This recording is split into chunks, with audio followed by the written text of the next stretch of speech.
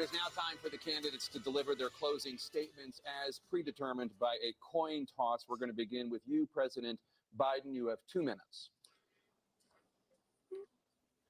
We've made significant progress from the debacle that was left by President Trump in his last term.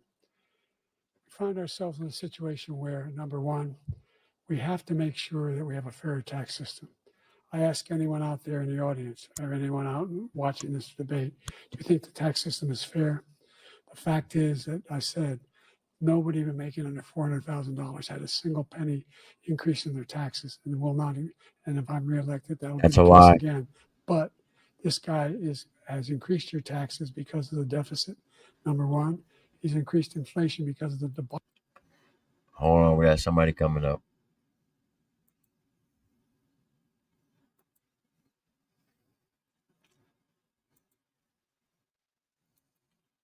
What you got? What's up, big dog? Who's this? It's reactions. Oh, you came up underneath your real name. Yeah. Debacle he left after the way he handled the pandemic. And he finds himself in a position where he now wants to tax you more by putting a 10% tariff on everything that comes into the United States of America. What I did, when, for example, he wants to get rid of the ability of Medicare for us to be able to Good negotiate God, the spit it operations out. of big pharma companies. Well, guess what? We got it down to $35 for insulin instead of $400. No more than $2,000 for every senior, no matter how much prescription they need. You know what that did? That reduced the federal debt by $160 billion over 10 years because the government doesn't have to pay the exorbitant prices. I'm going to make that available to every senior all along. It's happening now, and everybody in America. He wants to get rid of that. I'm going to make sure that we have child care. We're going to significantly increase the credits people have for child care. I'm going to make sure we do something about what we're doing on lead pipes and all the things that are causing health problems for people across the country. We're going to continue to fight to bring down inflation and give people a break. Thank you, President Biden. President Trump, you now have 2 minutes for your closing statement. Like so many politicians, this man is just a complainer. He said, we want to do this, we want to do that, we want to get rid of this tax, that tax. But he doesn't do anything. All he does is make our country unsafe by allowing millions and millions of people to pour in. Our military doesn't respect him. We look like fools in Afghanistan. We didn't stop Israel. It was such a horrible thing that would have never happened. It should have never happened. Iran was broke.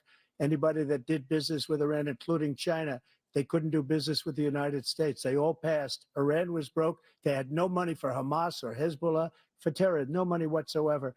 Again, Ukraine should have never happened. He talks about all this stuff, but he didn't do it. For 3.5 years, we're living in hell. We have the Palestinians and we have everybody else rioting all over the place. You talk about Charlottesville. This is 100 times Charlottesville, 1,000 times. The whole country is exploding because of you, because they don't respect you, and they have to respect their president, and they don't respect you throughout the world. What we did was incredible. We rebuilt the military. We got the largest tax cut in history, the largest regulation cut in history. The reason he's got jobs is because I cut the regulations that gave jobs, but he's putting a lot of those regulations back on.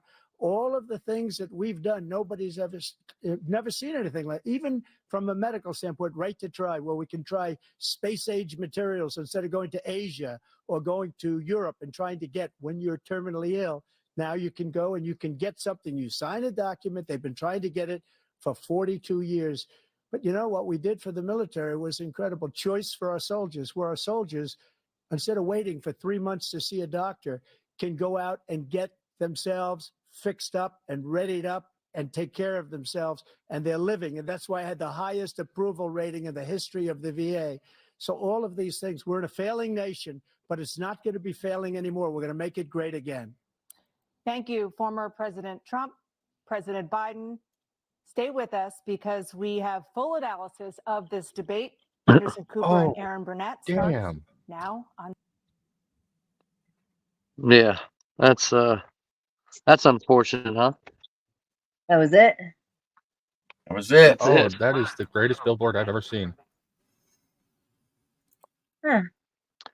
So the self-storage place, I don't know where it's at, but they have on their little light-up sign, it says, re-electing Biden is like the Titanic backing up and hitting the iceberg again.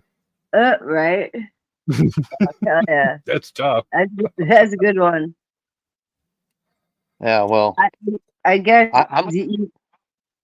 I was hoping for a little bit more with this debate, but it seemed, I don't know. I was, very watered down.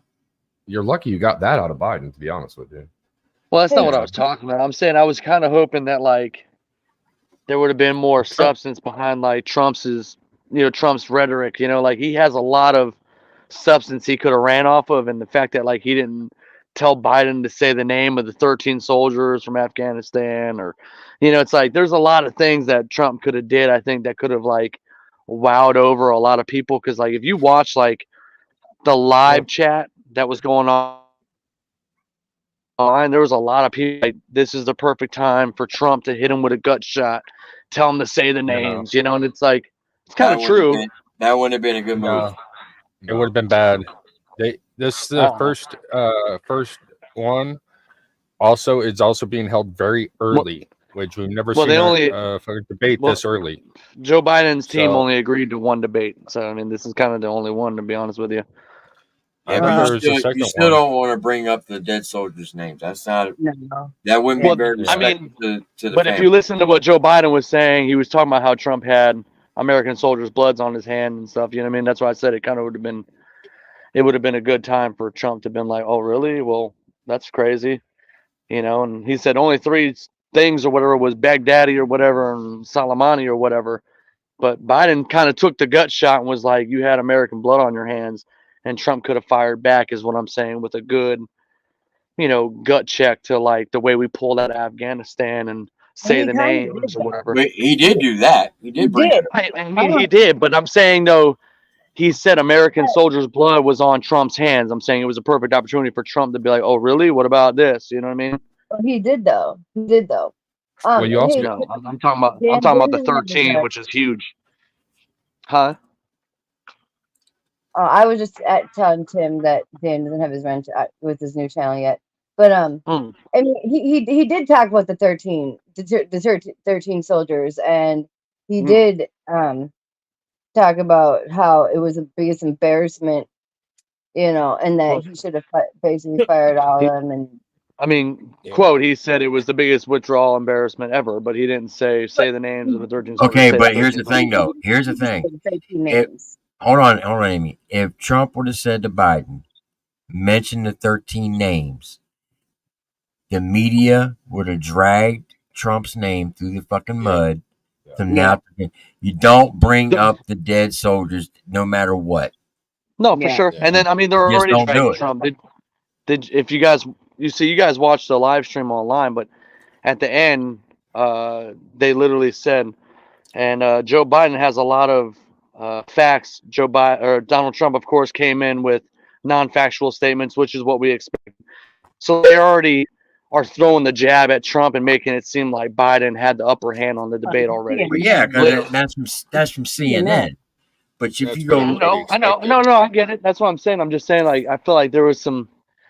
With this being the only debate, I kind of feel like the gloves should have been like Trump should have really took the gloves off. Like, this is the only debate that they agreed to have. Yeah, but the thing is, Biden made himself look stupid. Yeah. Multiple times. Yeah. Exactly. So I mean, there was no. Trump did what he was supposed to do. He came in, he laid out the facts, he talked about the economy, he talked about the world of economics, he talked about the border. He kept throwing that in his face. So if he'd have brought up the dead soldiers' names, that would have been very, very. It would have hurt Trump. I think I'm not saying just enough heat, and I really think if he would have went harder, it would have been even worse. What the news would have said, "Oh, look at Trump, he's picking on this old man who's mentally unstable," which clearly he is. They came out and said he's not mentally competent to stand trial, but he can somehow be our president. Yeah. Mokan, click that link. Mokan, click that link and come up here. Like, seriously, I'm not trying to bash you or hate on you. I just I don't like reading chats. So if you want to talk, just come up here and say what you got to say. All right, go ahead. Whoever was speaking, go ahead. That was it. I'm just saying, like, if he would have went harder than what he did, which I think he made him look pretty dumb. Joe made himself look pretty dumb, to be honest. Joe makes himself look dumb. Right. But so imagine piling on that, the news would go, oh, look at this guy. He's making fun of this mentally, obviously unstable man. I mean, yeah, I get it, I guess. I think he kept it professional without getting too personal. I think, Right. I think he did just enough, I think. He brought up the cotton test, which was good. Yep. Right. Well, and then the only one that I saw during that was trying to talk even when their mic was muted was Biden. Biden was trying. There was at one point near the end there, he was trying to talk, but he was muted. So he couldn't. Yeah, I noticed that too. That they muted him a few times actually, where Yeah. they cut his mic. Yeah. Yeah, you know what though? I was expecting more of a shit show. I was surprised that they both kind of held it together a little bit better than I thought they would, for sure. I personally think the last debate they had, Trump is the reason that a lot of people said that Joe Biden won that debate. I don't think Joe Biden won that debate. I think Trump just kind of lost focus of what he was supposed to do, and I'm glad to see that he didn't do it this time. No, I mean, there was a lot of times where you could tell when, Joe was talking, Trump wanted to interrupt, and he was like, I just go ahead, do what you got to do, say what you got to say. And then, he bounced back. I thought it was cool. The back and forth was, I thought, like I said, I really thought for sure it was going to be a shit show like the last debate that they had. Cause I mean, that last one, I had to take some ibuprofen. My head was hurting. It was a lot of, overstepping, over talking, a lot of screaming and yelling. It was cool to see. It was kind of like more chill, and Joe sunk himself. Again, his cognitive state is it's just depleted. I mean, the man literally. Don't anybody block Mokan in the chat. Daniel doesn't though. I don't know how. I mean, he was murmuring and stuttering over his words. He was like 25. I mean, 35. I mean, $400 trillion billion. Like, sheesh. When it started, I was legit embarrassed to be an American citizen.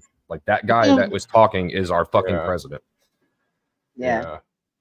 Yeah. No, I mean, I guess it's one of those things where it's like, Joe said at the end, if obviously you guys will listen, he was like, oh, let's see how many people vote for you this time. It's like, dude, a lot more. I mean, a lot more people are going to vote for Trump this time.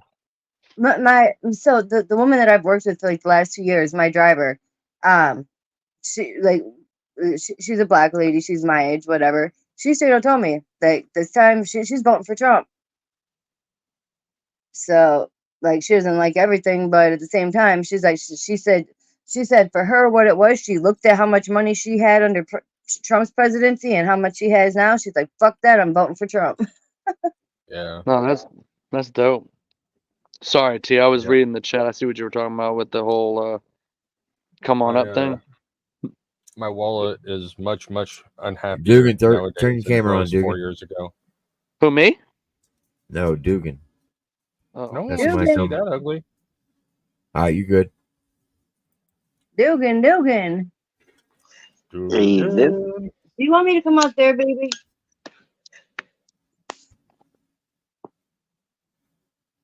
I don't know if Dan was going to come up or not. He said he was going to, but I don't know if he just wants me to use my phone or not.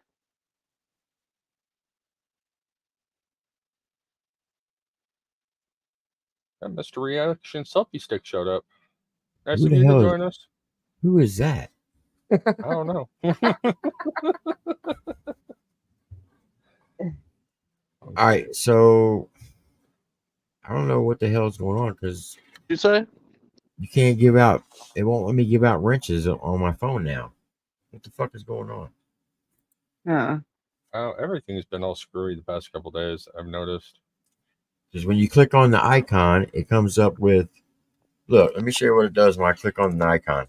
I get this. What the heck?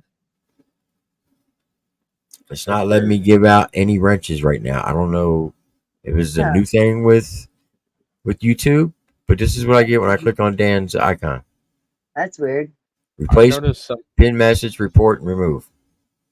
I noticed some things aren't like loading the way they should be on like pages. Because you're in trouble, Dan. That's weird. So it's not that I'm ignoring you, Dan. It's not letting me give out no wrenches. I sat there, Dugan. Thank you very much. Just got it a couple weeks ago. Make America not suck again. Yeah, so you got mine on too. 100%. It's that time of the year. Got him just a little bit more time to get it done, but it was good to watch him beat the potato around. I was getting it counted. It looked like almost 4 times Biden shit himself. So, hey, Lori, you need to go over to Seifer's page. Go back 2.5 hours ago. Daniel Bishop was trying to call me out on some stuff, and I told him, Daniel, don't forget, we still got a 45-minute phone call that we recorded, and if you keep fucking around, we're gonna release that bitch. So, Lori, you might want to go take care of that. oh boy. That boy has slim and none intelligence. That's relentless. It's always the 10 millimeters you lose. Oh, yo, Menace. Yo. Heard the new track today. Fire, dude. I appreciate it, man. Yeah, I don't know if you saw me in the chat, but he had dope shit. What Menace do that was dope? I didn't see in the chat. His new track today was dope. Pissing off people like normal. It's what he's really good at. It's fun to watch. I got Menace's new logo on today, so You're a funny man, buddy. Damn, that's cold-blooded, I'm hillbilly. gonna get that diss track, damn it. Whose butt are you snorkeling there, hillbilly? Wait, somebody has a fucking channel name on here that's commenting Mr. Reaction Selfie Stick. You're behind, aren't you? Love you, dude. Whoever did that, thank you so much. The abuse never stops here. Is that my That's queen? true. The fuck is happening? This is awesome, dude. Thank you. The world's gone upside down. Mr. Reaction Selfie Stick. What a name for a channel. It's gonna blow up. Jesus. Oh, yeah, when you first started, we were in the car. Like, my phone service sucks. I was trying to type on Dan's. I'm like, take your phone down so I can type. He's like, no. He's like, I'm trying to watch. I'm like, man. He was being mean to me. Well, how the hell did I get kicked for that? Uh-oh. Uh-oh. Speak of the devil. What up, Hey, Fuck you want, Dan? I done just called my old lady up here for talking shit on me like she Daniel Bishop up on somebody else's panel. better come out there before you better watch it before I come out there and make climate really change. I'll lock your ass in that room. Break the law. That's all right. I got 3 fans. It's good. I like that. I like that channel name. That's pretty dope, man. I appreciate it. It's cute too that you keep talking about me. Anything for you, my queen? Yes, whatever you say. Jeez. People got nothing better to do. What's up with my son? What is his deal tonight? I don't know, but Mocon, please click that link. He's upset Like because seriously. he's not getting the Never attention he seen someone wants. crave attention as much as he does right Come now. on up. Yeah. Begging for more attention and squared at this point. Don't forget to wait. Don't forget to bring me on your next debate. Oh, okay. Yeah, we were in the car when he first came in the Oh, chat, he's made a live now? comment. Well, But Mr. we're Reaction Selfie Stick, you can click that link right now and come on up. Yeah. What are you waiting for? Just click the link. I'll talk to you gladly. Alina, is that how you say her name? Alina? Oh, this dude in the chat. He craves our attention. Holy shit, we can't even watch a presidential debate without him making it about him. Right. Fuck is Mulcan? Yeah. We were in the car driving And on he's our way live now, back. by the way. Yeah, we heard. Back 2.5 hours. When he first tried coming up on the panel, we were in the car, and Dan and I looked at each other. I was like, "Is that Mukon?" Yeah. I literally was in the car yelling, I don't know who's dumber right now, Mocon or Bite. Mr. Reaction Selfie Stick says hashtag Selfie Queen. Come on up there, Mrs. Or Mr. Reaction Selfie Stick. We'd like to talk to you. That would be hilarious. Have Biden and Mocon sit down and debate who's worse to them, Trump, Him or Biden, Trump? or us, Mocon. Bradley, listen. Funny. Our country is in a Go ahead, world Georgie. of state right now. There are more important things about our country than you. So y'all here? get out of your feelings and Yeah, I can hear your reaction. Click the link or just go away. Did y'all hear what I said? Yeah. Okay. Yeah, I heard you. Yes, sir. Backwards, it says that your mic is not connected. Well, now let me bring you up. Well, hell, I'm even leaving him alone right now, Tim, so I don't get it. That's exactly the thing. Nobody's talking about him. Nobody's mentioned him. He wants attention.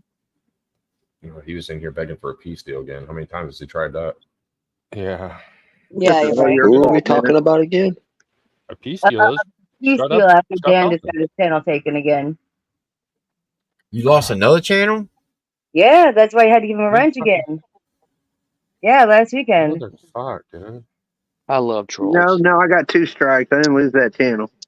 Oh well, not the newest one, but I'm saying he's lost 2. Now he's on his 3rd. Dude, just if I were you, I wouldn't even snipe him no more. Seriously, I would just record it and then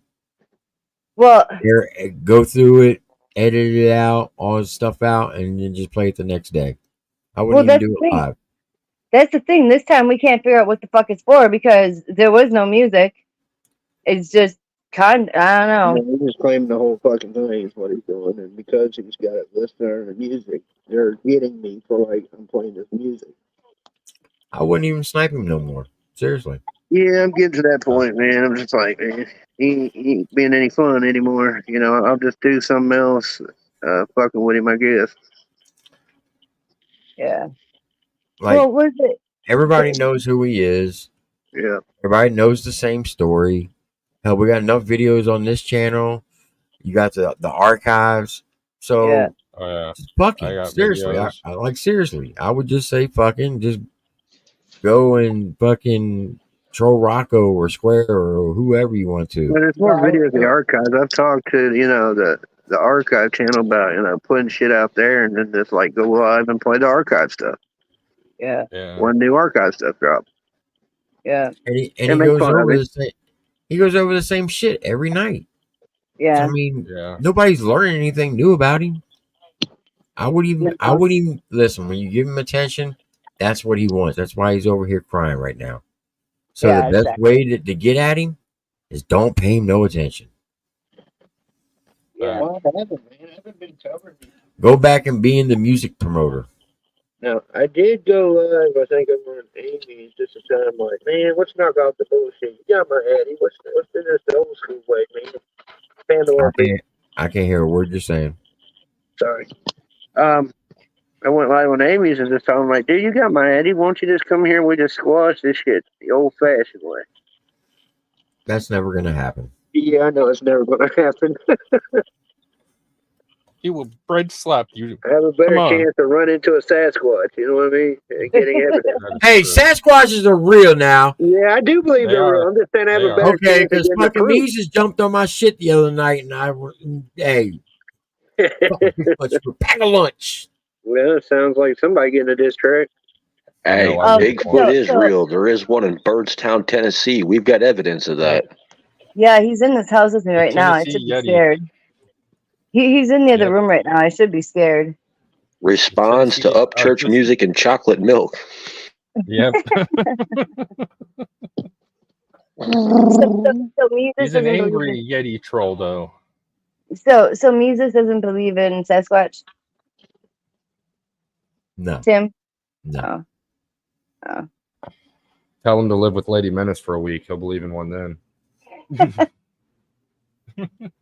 He says Sasquatch, not Godzilla. Oh, that's low. That's low coming from you. Damn. You hit below the belt, Tim. 2 points deducted. Holy shit. Hey, y'all don't know what she does to me in person. So, fuck all y'all. Hey, He's like, I'm fuck y'all, they all justified. get in the hands.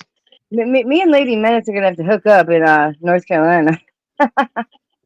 Amy, I swear to You might God, I'll wanna pick you up and I rephrase will that. put Hook your up. head down the toilet bowl and flush that bitch. Damn. Fuck with me. Sure, you were informed about the issue we're having right now, Tim. I'm sure Lori told you. Say again, what now? For what? I'm sure Lori told you the issue we're having right now about going to the show. All about Granny? Yeah. Well, you know, about my aunt and a motorcycle accident, so that's kind of Yeah, they're not doing gonna wrench go. into the work, so we're trying to work on that. Yeah. I mean, we're still going somehow, some way, but Yeah, we're still going. we just need to figure out something for Granny.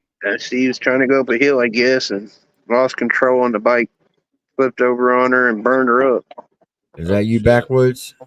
Yes, sir, it is, Triple T. All right. Oh my God, that debate was so stupid. Biden was dumb. Oh my God, me and my dad were laughing our butts off. It's like he was debating a toddler.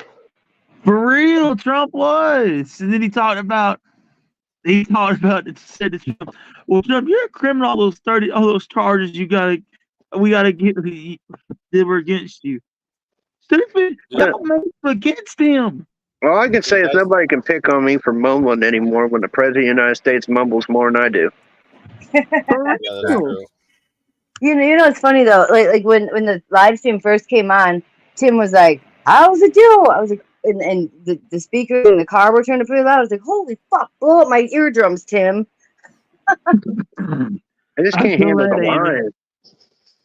Like, it was just so stupid. And talking about Biden, talking about what he did for the veterans. I was talking about that. Me and my dad both said he ain't did nothing for the veterans. Trump did more. With the tomato cans. The table. It's like he was when he said the sundowning Border half the time. Patrol was going to actually was giving him their vote, like I just busted out laughing. Yeah, Border Patrol's getting you to vote Biden, sure. It was so funny, y'all. Yeah, Dan was in the car bitching up a storm, and and then when he talks about the black colleges, how he took funding away. See, they think we're stupid. Get lucky HBCUs. I don't know what he's talking about. He's stupid. Well, you know, how is the Border Patrol going to sit and support the Biden administration? If anybody remembers, and this is what they count on, is you not remembering shit, and them going after Border Patrol, claiming that they were cracking whips on immigrants coming across the border on the horses. Remember, they actually tried to prosecute them. Well, wasn't it golden when Biden brought up the stuff about the cages? No, that was your vice presidency and your former president. Yeah, Obama was the one that approved the concentration cages for those people to be locked in and didn't even give them AC and minimal food. Yeah, exactly. Because he was talking about, well, Trump, you're the one who did the cages. No, he wasn't. Shit, fireman. Apparently, Border Patrol made a tweet saying they did not or did support Biden. Oh shit! I misread that. So they saying they did support Biden. Oh shit! On X, what's X? It's basically another. On Twitter. Okay, but what you have to remember is that's one person who runs that account, and that's not how the entire Border Patrol feels. No. And didn't Trump, when Biden said that that the one person that said the whole lie about the about what was it, baby? The Which one? calling the military that he called the military people pussy. Yeah, that was a lie. That's a flat out lie. They got no evidence of that, and they still run with all the same talking points that are made up.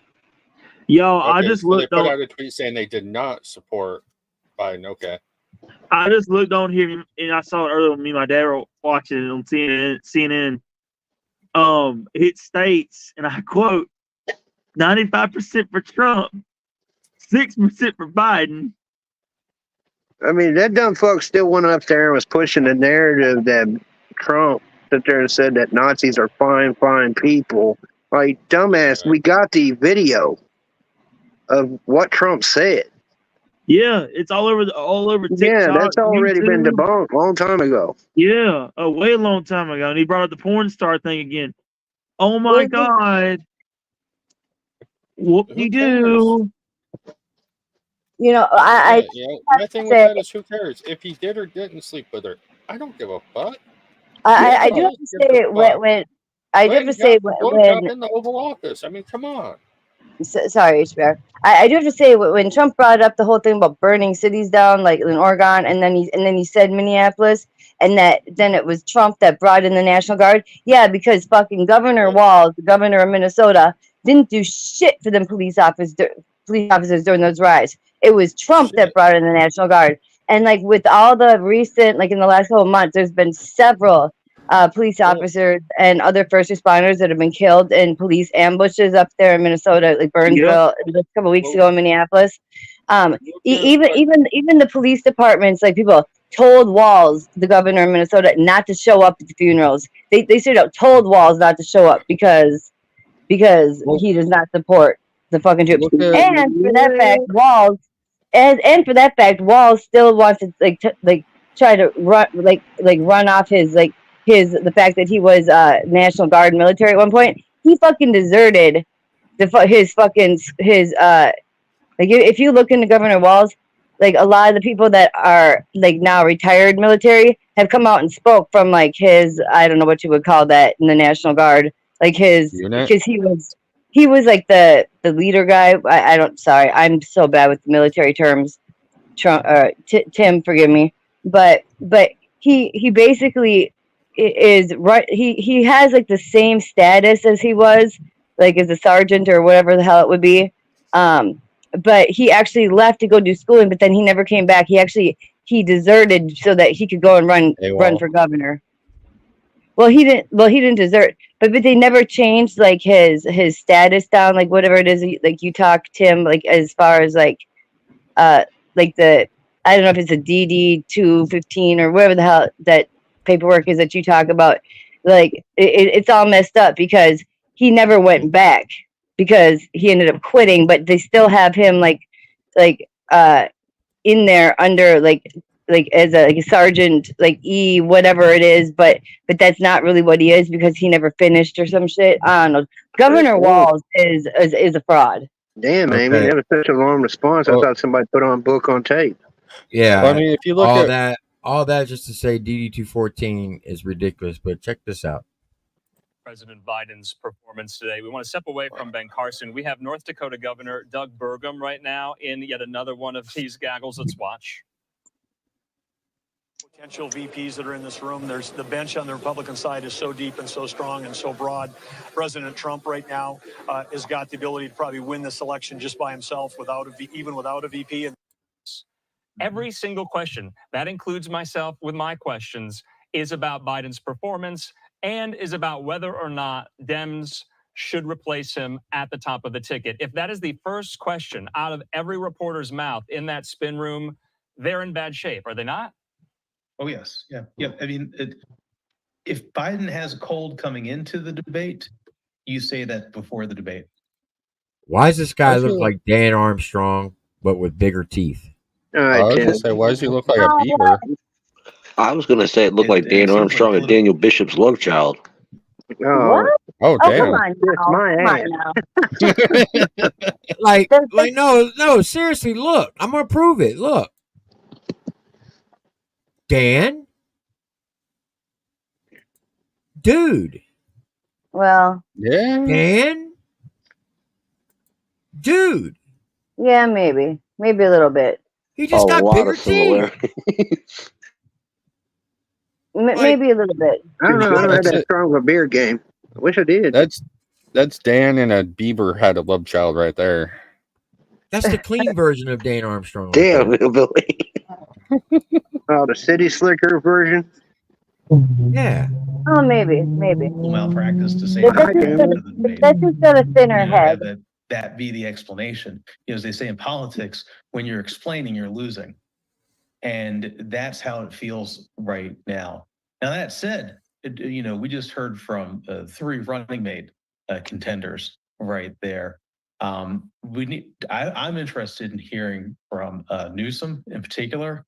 He's certainly somebody that could hypothetically step in if there is some kind of shakeup that were to happen. Oh, God. But also remember, too, he is one of the best messengers that the Democrats have. And that's going to tell you a lot about what their thinking is coming out of this. Do that picture, Tim. All right, I just want to put up some of these tweets to kind of elucidate and strengthen that point here. This, though, from Jackie Heinrich yet again. She says a White House official telling Fox President Biden was examined by Dr. Kevin O'Connor at Camp David in recent days. That's the Mohawk He picture. tested negative. Not the Mohawk picture. And that bar never seen the light of day. Here. So we also have more and more of these top surrogates there inside of the spin room at the moment. That looks like Long Beach, California, Democratic. A man who stood there and lied for 90 minutes straight. But what I was also struck by was by what he did not say. People got a chance tonight to be reminded about the character of Donald Trump. A man who stood there and lied for 90 minutes straight. But what I was also struck by was by what he did not say. Here's the Biden speaking after the debate. Hey, and his babysitter. His handler. Yeah, there's like 3 people saying 4 more years. I can't thank you all enough for staying and for being here and for all your support. Those are just media. They didn't have anybody, I thought. Or are they somewhere else now? You did such a great job. You answered Yeah, I every didn't. question. You knew all the facts. I didn't think they had any Yeah, audience. he's a good boy. What did Trump do? Why? Yes. Why does it look like Wow. all the people holding cameras are kids? It Because does. they are, Tim.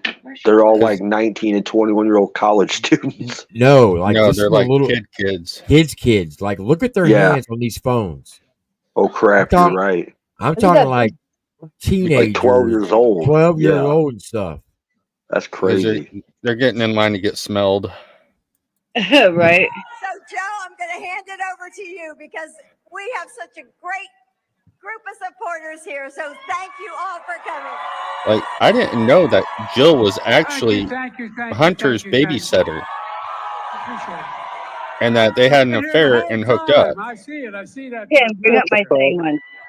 Look, folks, you know, there, Biden smelled me I as a shouldn't say kid. this, but my brother always uses lines He was from movies. disguised in a Santa There's Claus a famous suit. movie by John Wayne, and he's working for the Northern military, trying to get the Apaches back in the reservation. Northern They were military. lying like hell to him. They're all sitting on a bluff, and John Wayne was sitting with 2 Indian. They were trying. What is he talking about? And one of them looked at John All I Wayne know and is I said, was. "These guys are nothing but lying, dog-faced pony But soldiers." you don't know what he's even talking about. He's a demented idiot. Tim, bring up my picture once again. He's a liar. No. Look, folks, what's It's going to with happen me over the sitting next on couple days is Biden they're gonna be- disguised as They're Santa. going to be out there fact-checking all the things he said. Really, Amy? Really? I can't think of one thing he said that was Oh, true. was she a minor? No, I'm not being facetious. I swear to God, I that know was she was Biden. We're married. going to beat this guy. We need to beat this guy. And I need you in order to beat him. You're the people I'm running for. Yeah, the ignorant young people that don't know better. Here. He says he's gonna be the retribution for his supporters. You are the reason why America's as good as we are. We're the finest nation in the whole damn world. No, we are not right Let's now. keep going. We're the Yeah, you can dumbest hear nation right now. God love you you all. can hear in the yells that there's a lot of kids in there. A lot. Oh, yeah.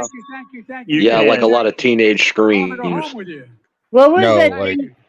kids. I mean, Kids. What was that thing at the end, baby, where you said it looked like his earpiece was falling out?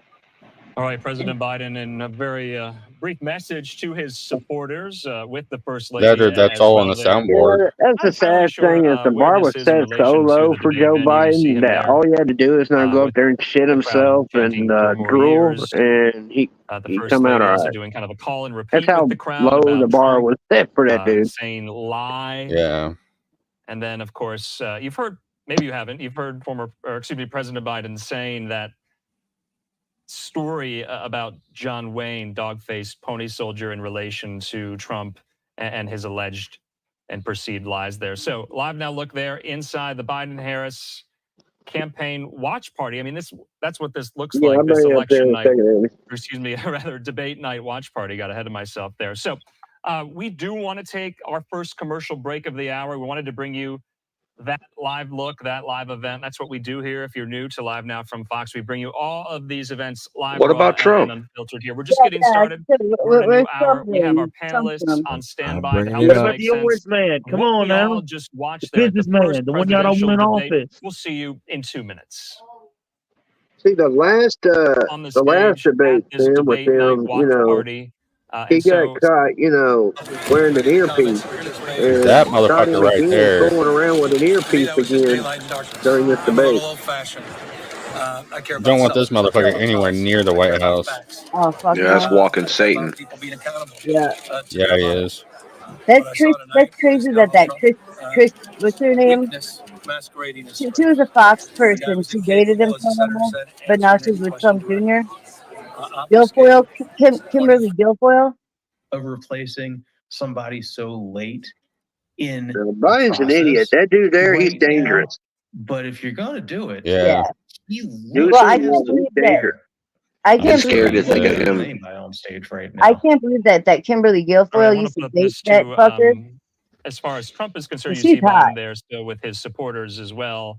I thought that was interesting, though, that Biden made an But she's with appearance Trump. at this Yeah, I debate know, watch right? party not too far when they went on that first debate together. Biden didn't have a presidential record. They went into tonight and they both had a record to Yes, it is mirror against the one rules to wear an another with, earpiece. to face off with here. When you want to talk about the themes of the debate, did it not seem like that could have been a debate that was held in 2020? I mean, This guy coming up. Why is Governor Gavin Newsom here tonight? I think Governor Newsom's here to check to see if, Joe Biden still has a pulse anymore. He's a pretty opportunistic guy who works for the president. That's funny. And right now, the Democrats are in a state of freefall. The Biden campaign has collapsed after this debate? The Biden campaign has collapsed, disintegrated. Joe Biden is clearly a man in decline. He is in a campaign in decline. Unfortunately, he is leading a country in decline. So if we want to restore hope and promise back to people, we've got to get President Trump back in the White House. And the best way to get the Trump policies is President Trump. Joe Biden didn't look like a man who was in command of the country or the facts or his own campaign or the debate. And this is after Joe Biden retreated to a log cabin in the woods for a week to get constantly drilled. Meanwhile, President Trump was out on the road, campaigning in swing states, carrying his message directly to the voters. America deserves an energetic president. We get that in President Trump, and with President Biden, it's more like a silver alert than an energetic president. Damn, life alert. News here in Atlanta. How This many is a swing debates did you state. go There to, are baby? 8% undecided Or voters, right? A lot of rally. those voters that I talk to say, I'm not showing Oh up no, anyway. ask as I'm many going to questions stay as you home." need to. Did this performance That's how tonight how we convince learn. these voters here in Georgia to come out and vote for your candidate? That's a great Yeah, point. feel free to ask. President Trump will secure That's the right, border. and He I will forgot save about our that. economy. He will restore our standing in the world. Newsom and is he will end the wars. second cousins to That's what Pelosi. voters Oh, yeah, want that's in right. both Yeah, political related. parties. And no matter what Joe Biden's campaign says, you saw a man who cannot execute on anything. He cannot execute on presidential vision. He could barely execute pre-planned, pre-canned lines in the debate. So I would encourage folks here in Georgia, if you want to see these interest rates come down, if you want to be able to buy a home, if you want your place of work to be growing and not contracting, you need to get out and vote for President Trump. Earlier today, we talked to Governor Brian Kemp, and I asked him, hey, look, there are people who might like Trump's policies, but they do not like him. They don't like his character. They don't like what he represents. They don't feel like it's a person that their kids can look up to. How can he get around that? His character flaws that some people feel like he has. I saw someone on stage tonight displaying a focus and a seriousness that ought to really reassure those voters, reassure them that he's going to fight for them. President Trump's policies improved quality of life for people. Even people who didn't agree with him saw bigger paychecks. They saw cheaper when they gas, let they saw Trump their just run wild up on stage. That's what a good old days. And when they were paying for electricity. And so you don't have to like President Trump to vote for him. You just forget about the things that He's you don't voting like for him. Well, you just have to like yourself. If voters care about their own economic conditions, their own safety, their own hope for a better future for the country, then they should vote for President Trump. Thank And you. that's why a lot of, I hate to say it, Right, but that's so, why a lot both of Congressman minorities Elise and black Stefanik people are and going that Congressman way. Matt Gaetz there. Yep. Well, Kind shit, I'm a of prime example. I campaigning and can't vouching stand for Trump.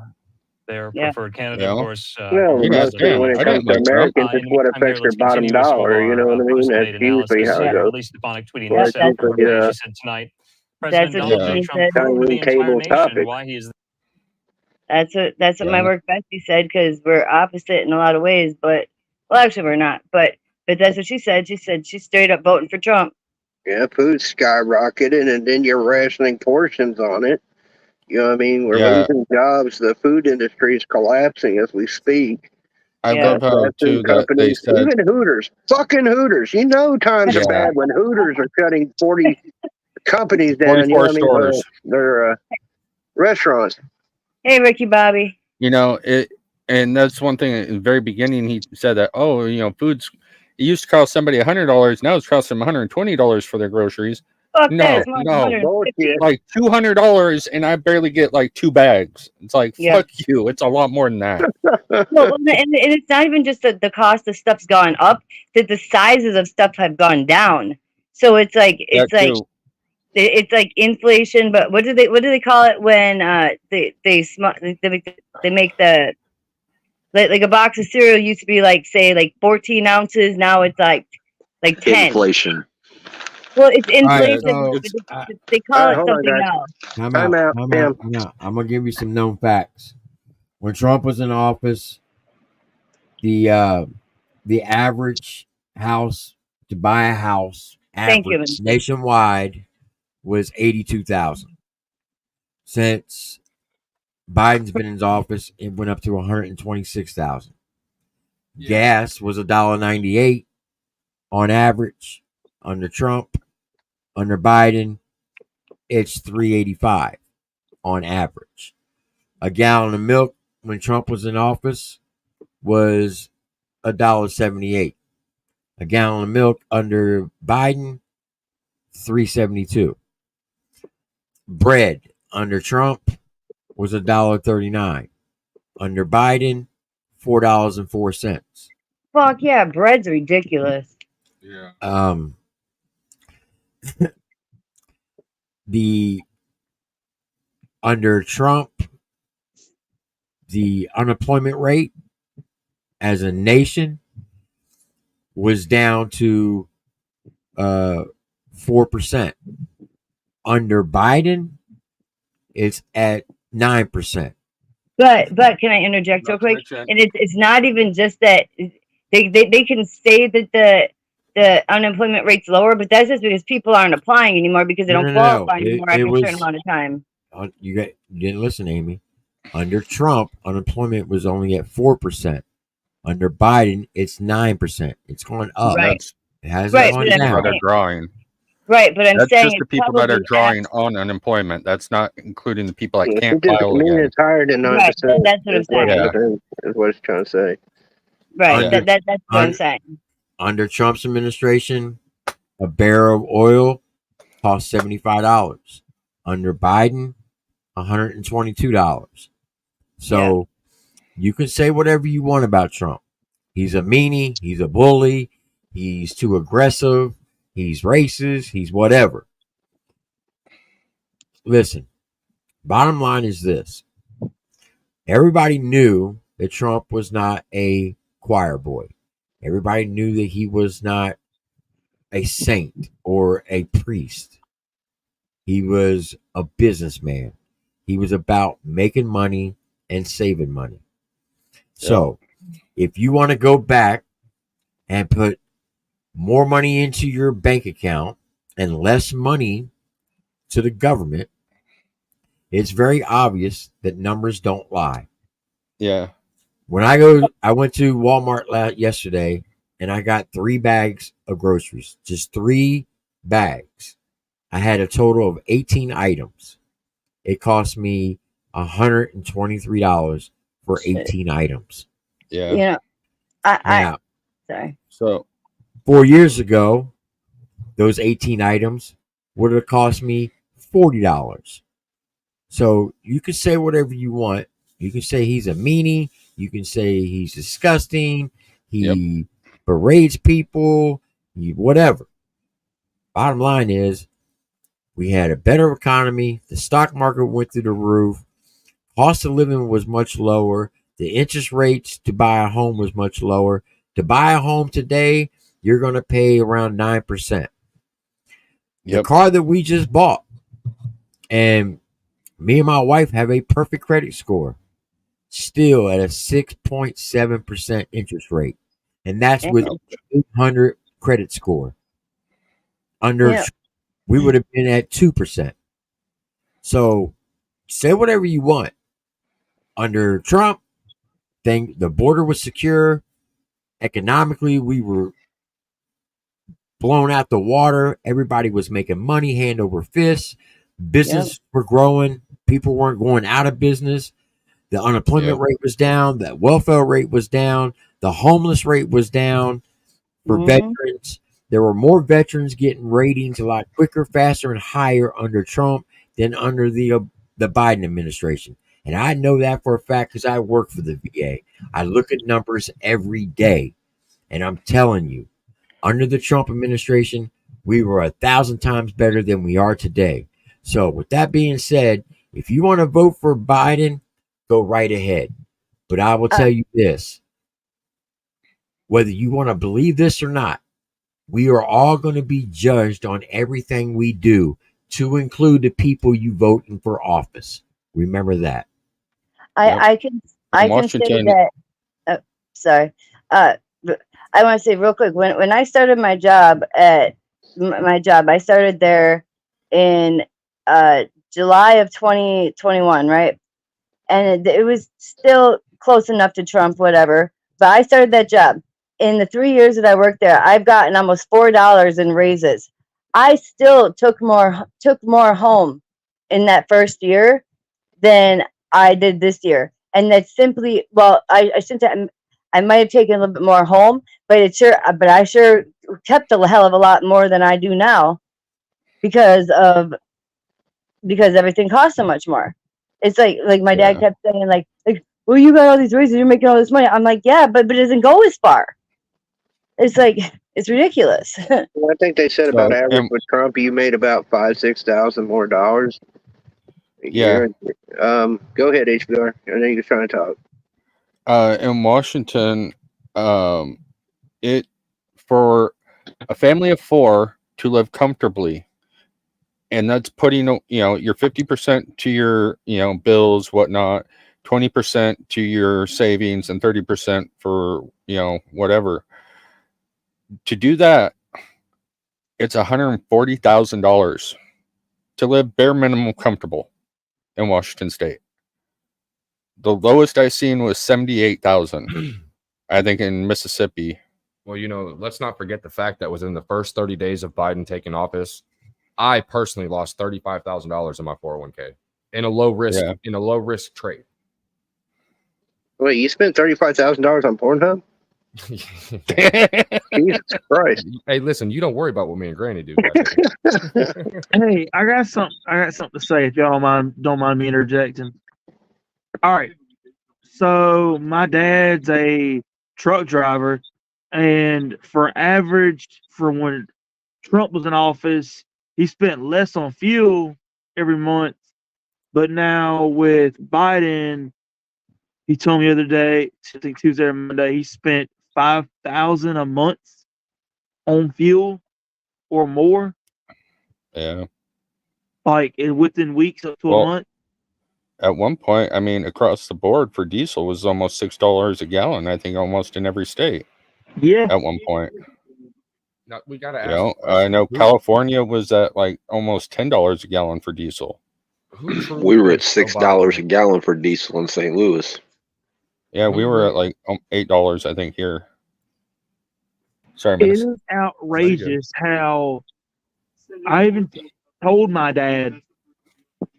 I said, so I asked him, I said, did you struggle really that much for trucking? He said, yeah, more than you'll ever know, boy. It's a lot worse now than it was under Trump. I'm surprised the pipeline didn't get brought up during that debate. Yeah. What'd you say? I said I'm surprised the pipeline didn't get brought up by Trump during that debate. For real. That took a lot of jobs from people. It sure did. Very first thing Biden did when he came to office was kill that pipeline, and it killed, what, 25,000 jobs? More than that. Immediately? More than It that. was 50,000, if I remember correctly. I think it was Yeah, 50,000. there's that 50 plus. Was it? Okay. Right off the bat. Because the All pipeline. job lost with all the drilling permits and shit they were rejecting, so more people got laid off because they weren't working.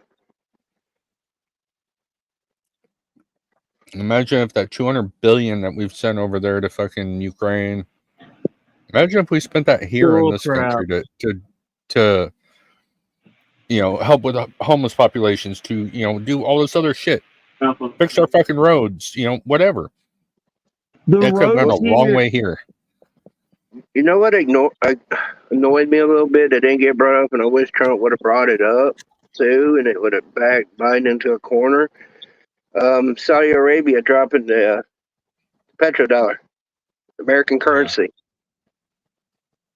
That can wreck this country in so many ways. With them dumping our currency, and nobody brought it up. Are you talking about the I don't know, it's like 13 or 14 different countries that don't trade in the U.S. dollar? Yeah. Which Saudi owns a lot of the. It's the deal that we made, and after we dumped the gold standard with Saudi Arabia, it's a petrodollar. That we would be trading American currency. Yeah. And that's kind of been something we backed, and all these years now, Saudi's now going to dump the petrodollar. Which Tim's over smiling. I don't know.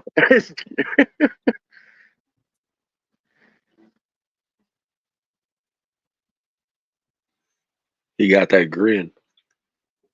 That's got to be AI. There ain't no fucking way. Hey, that's not AI. I got some. Y'all were saying about the roads. What are you talking about? Y'all were saying about the roads and stuff. We need our roads and stuff get fixed. Nah, our roads do need to get fixed because America. Sorry, y'all. It's my brother in the background. We share a room together. Sorry about that. But when Trump was in office, we were the biggest dog on the block in the world, and now we are the weakest dog. Even our mother country, England, the UK, looks at us like we're idiots. That is so sad. Oh no.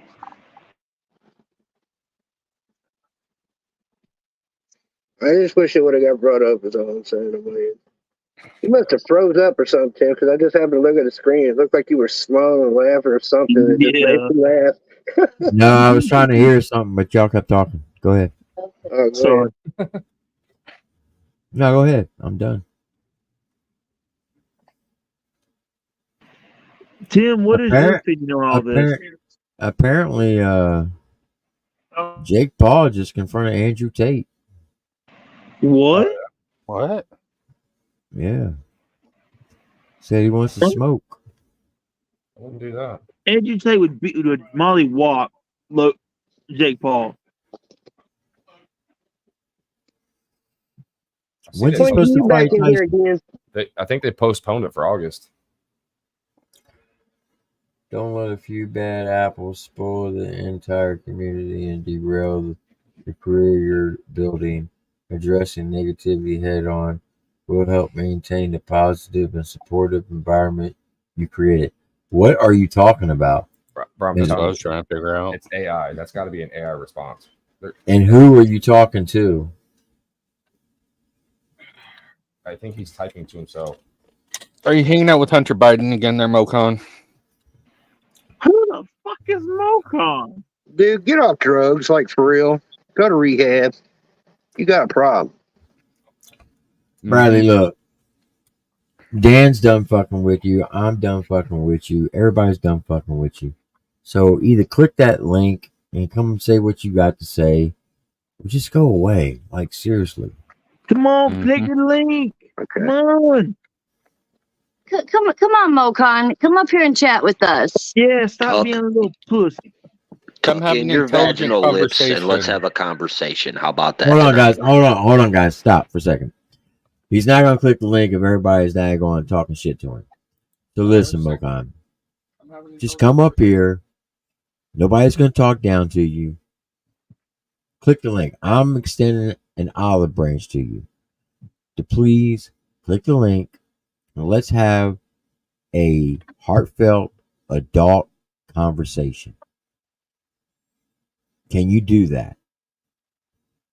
I'm asking you nicely, please. I will answer any question you got. Just click the link. Okay, go ahead. Yeah, Mocon, just come on now. You're a Triple T. If he comes up here, I'll be chill. Same here. Floor's open. Nobody's going to get angry or yell at you. Do your thing, bro. Do your thing. We're going to be civilized adults here. I mean, you want the attention so bad. He wants me to pick on him, is what it is. Well, yeah, he wants the attention so bad. Come on, Mocon. You've already came in the chat and said what you've said like 50 damn times. We saw you. We stopped talking about you. You stopped talking about us. But yet you never seem to follow through. I mean, obviously, aren't you live right now? Why don't you just do your thing? But yet you're over here talking to us. I mean, come on now. Come on up. Let's talk.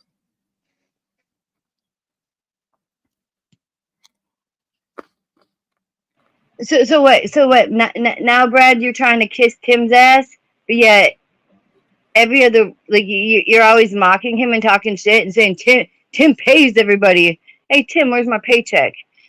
For real. Tim don't pay nobody.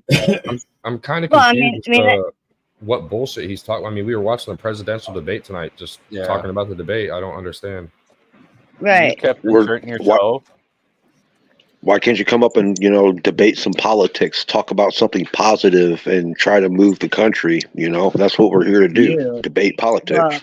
Well, we all know he's a liberal, so. He don't want his little feelings hurt. I mean, what's the point? You obviously want the attention, so come up here.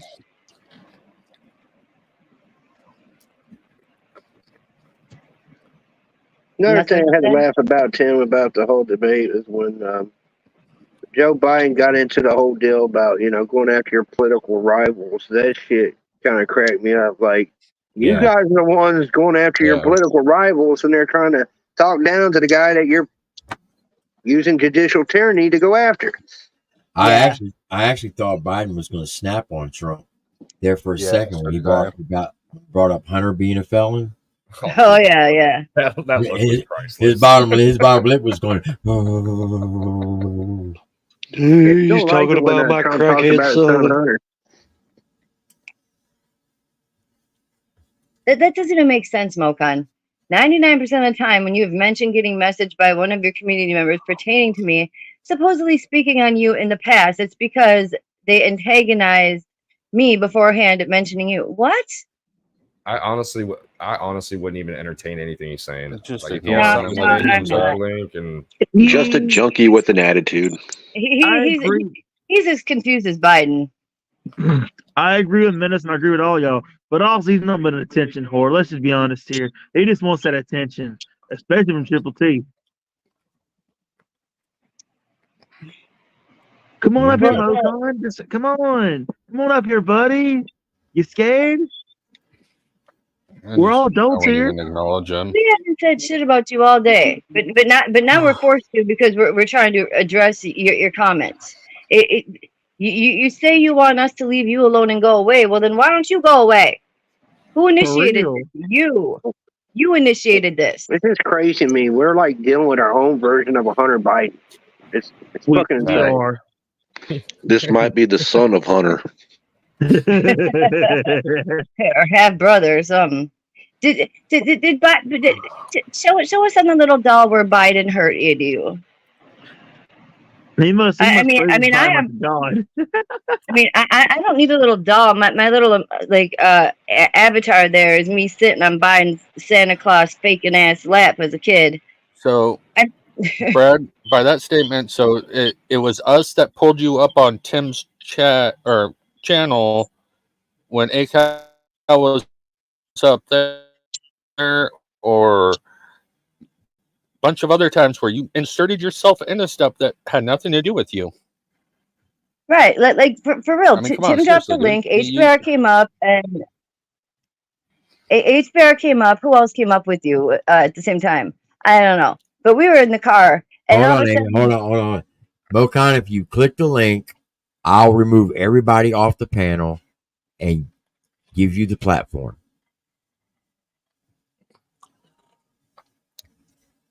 Oh, that's one hell of a deal. Yeah. Can't pass that up. Yeah, He's well, not going to take it though. well, he might. He let me and Dan come up on his live one night, but he was driving, so you know. Oh, he ain't never let me come up on his. He should have let Justin come up a couple weeks ago. You know. Oh yeah, And that was right. nice. I said congratulations on getting those numbers. You know, you had a good live And- that night, man. correction, yeah. Tim, he did let you up one time. It was that one time he porn bombed himself. Yeah, you know that night. You know the night that everybody came over there. Hold on. Mokan, you clicked the link the same time they clicked the link. And to be Yeah. quite honest, when you clicked the link, you kept cutting in and out. No one could hear a word you were saying. Because So you were driving and you had a delay. if you got something you want to say to me or to the community, I will give you that opportunity. I will remove everybody off the panel and you can come up and speak your mind.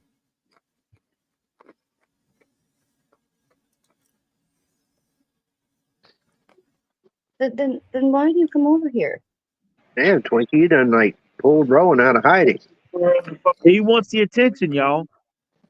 I mean, he says when it comes to this YouTube stuff, I want nothing more than not to deal with all the BS between myself and your side of the fence. Well, you wouldn't have to if you kept our names out your mouth. But yeah, your actions show that you want the drama. You don't want it to stop.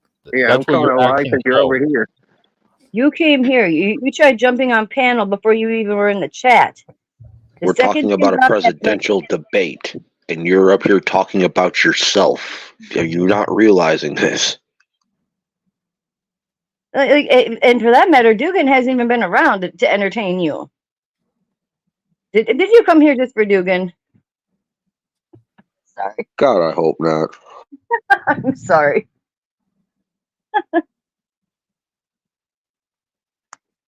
Yes, Mokan, we have tried time and time again, but the simple fact of the matter is, do you remember the one night that Dan and I agreed to shut down our stream if you didn't talk about us? You lasted 45 minutes before we had to start back up because you couldn't keep your mouth shut on us.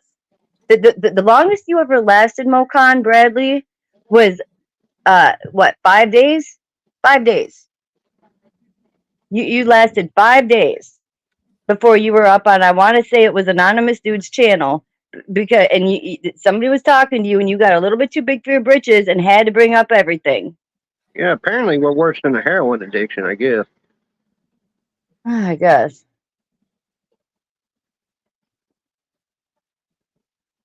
We've been through this time and time again. Okay, here's the deal, Bradley.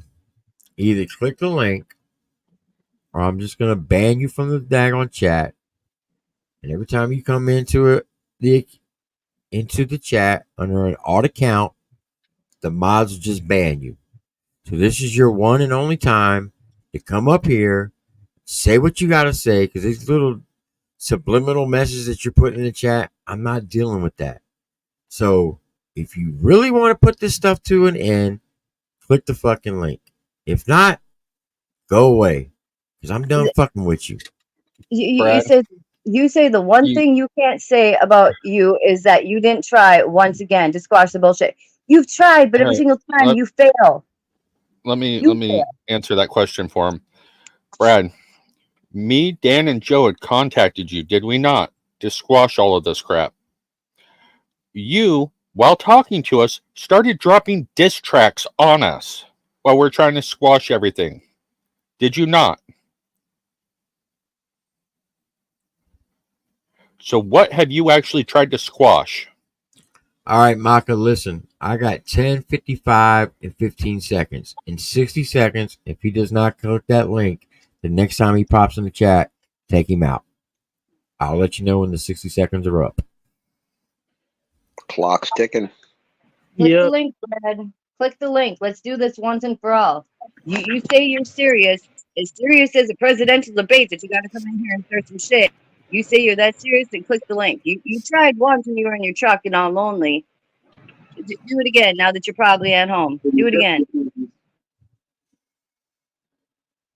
Like Tim said, you got 30 seconds. Get rid of all of us. Hey, Triple T, can I get my wrench back? Blue wrench, if you don't mind.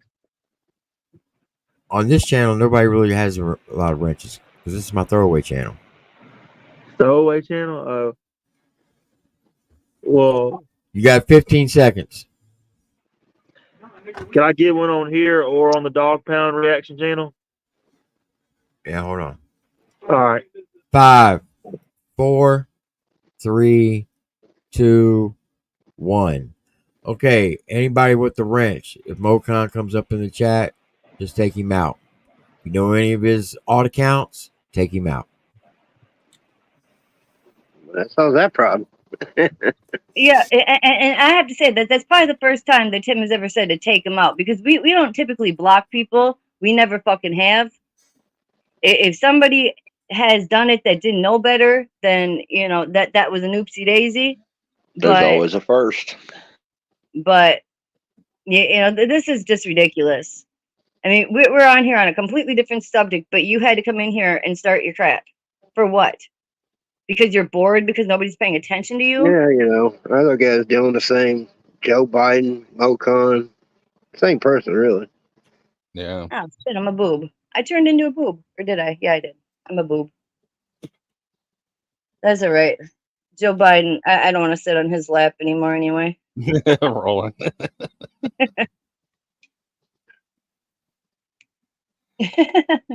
I haven't been being a bully, though, Roland. I've actually not been on here that much.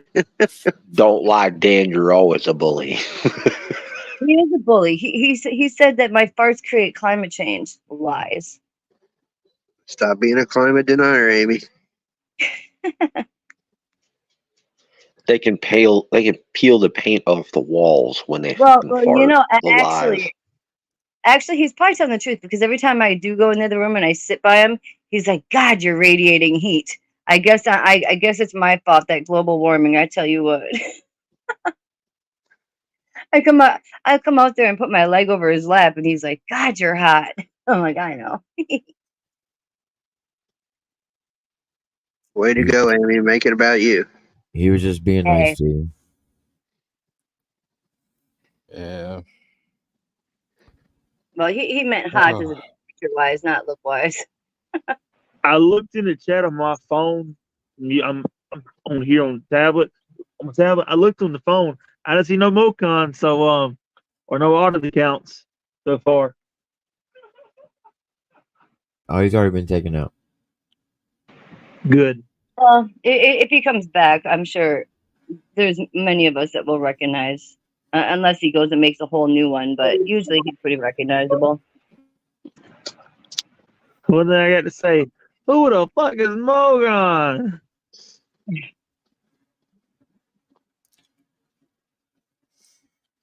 Yeah, I was gonna say when you open the chat up earlier, that's the last thing. Like I said, Dan and I were in the car, and I have no service, and we're not at the house because whatever. But we both looked at each other like, "Is that Mocon?" I'm interested to hear what a lot of my political people I follow have to say about the breakdown tonight. Yeah. Oh yeah. I'd like to hear their take on it. Tim Pool and Steven Crowder were going to be doing a thing, and they were actually talking about how Tim Pool did. He did it anyway. Anybody watch the Hodge twins? No, the Hodge twins. No, well, we watch them. We're familiar with them, but they're funny. They are funny. I'd rather watch Salty Cracker cover a debate. Oh yeah. The Hodge twins are funny. But Salty Cracker's Dan's guy. But an actual breakdown, I'd like to hear what Dan Bongino has to say about it. Oh yeah. I'm a big Dan fan. You haven't watched Bongino. Yeah, been busy, but I'll get back to it. Yeah. Yeah, his health hasn't been doing too good lately. Bongino? Did he beat the cancer or what it was? No, he's been still fighting it. Oh.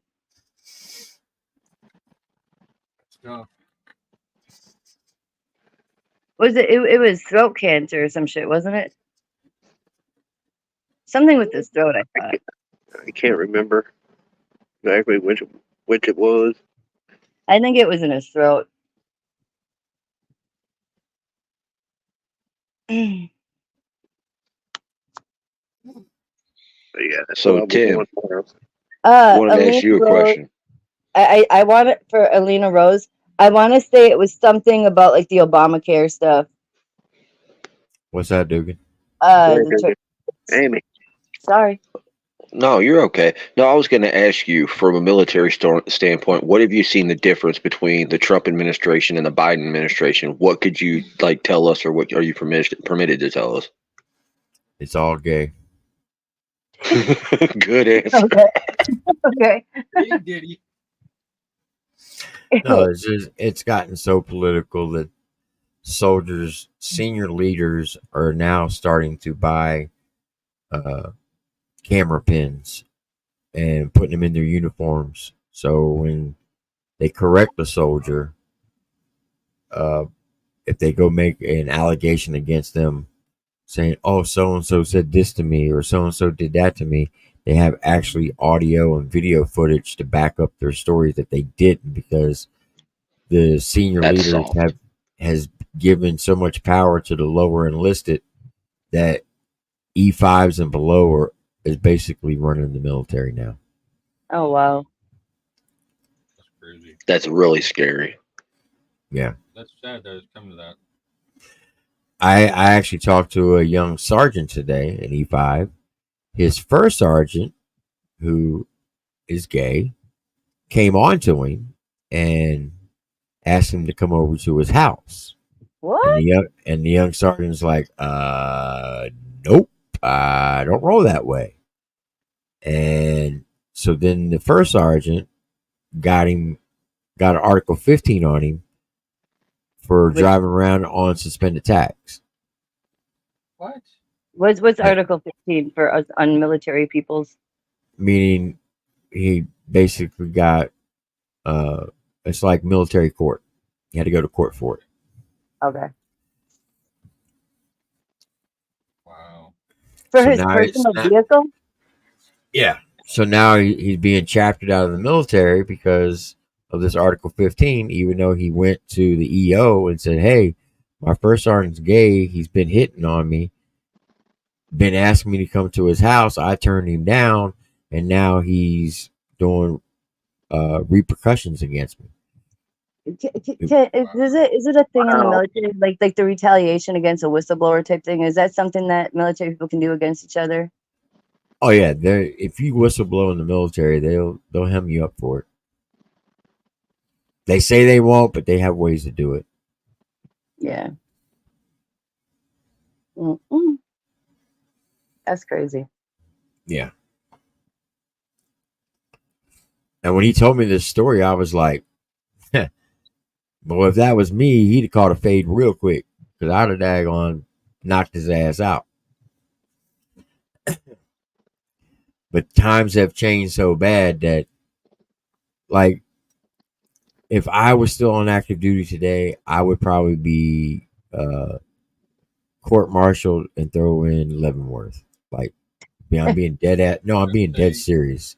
Yeah, because the way I talk and the way I carried myself, 20 years ago, there's no way you could do that today. Like you would literally get brought up on a court martial, like harassing or abusing your soldiers. Yeah, by saying the word fuck. Like, if somebody did something stupid, I'm like, what the fuck are you doing, dumbass? I would be fucking standing in front of the man, fucking getting all my rank taken away from me, and take B area a day out. Why is it like that though, Triple T? Sam, He's why is back. it like that? Take him out. Why is it like that though? And you served for this country. Why is our military like that now? And secondly, what is this thing I've heard about the stress card? They have now stress cards now. No, there's never been no stress cards. That's a urban legend.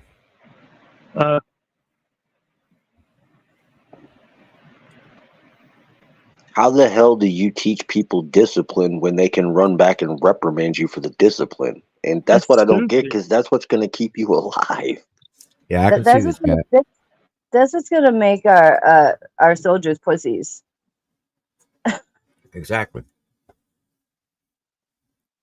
Yeah, That's- yeah. that's- that's- BARD, that's that's the him. type- If anybody's wondering, BARD, that's him. Take him out. I already did. Oh,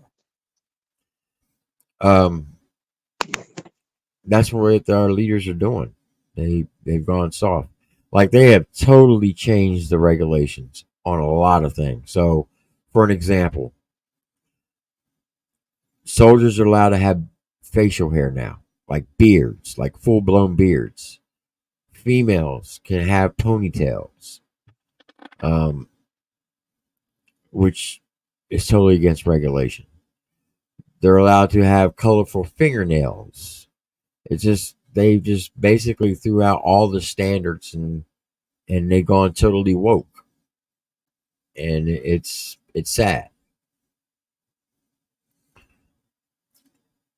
There's no way you could pay me to serve in the military today. And that breaks my heart to say that, because that's an organization that I gave 20 years of my life to. Everybody in my immediate family dated back to the American Revolutionary War. There's someone been in my immediate family has fought in every American war all the way up to present, from American Revolution all the way up to Afghanistan. And it breaks my heart to know that everything that our fellow heroes have done to preserve the military and the traditions and to defend this great nation, it's all gone away. And I got two kids that are in the military, and I fear for them every day, especially my oldest son. My oldest son has the same mentality as I do, and he's a high-ranking official, and I got a feeling that he's going to get jammed up just because, he acts just like me. And I tell him every day, you can't do that. I'm telling you, you're going to get slammed. Oh, I'm good. All right, I'm telling you, you're going to come across the wrong one, and they're going to box you in a corner. I said, you got 3 kids to worry about. Don't try to be a tough ass anymore. Do your time. Try to stay undercover, stay below the radar, let shit slide, because it ain't worth it no more. It really isn't. Yeah. And It's that's like, there's sad. this video of a bunch of Marines, and they're all cheering each other on, but it was like a hazing ritual or something. But the guy walked up to the wall, and they had a, phallus on the wall, and he opened his mouth and went all the way down on it. And that's the new hazing ritual or some shit. It's like, what in the hell? It just, shit like that makes no sense to me, for one. Two, it's disgusting. And what kind of a look is that on our military, though? Where that's a fun game for them to do. It's kind of scary if you look at the Russian military when they train Spetsnaz, and if you watch their training and how brutal and merciful it is, compare that to this woke shit, we wouldn't have a chance. Yeah. Like when I was coming up through the ranks, when you were new to a unit, they would basically wait till you went to sleep in your sleeping bag when you were out in the field. Get 2 rolls of duct tape the hell out of you inside your sleeping bag, and then hang you from your bottom of your sleeping bag from a tree branch, and then pour cool around you, and you be about 3 feet off the ground, and let what they call the Rudy Poots, the boar hogs, come up and try to attack you.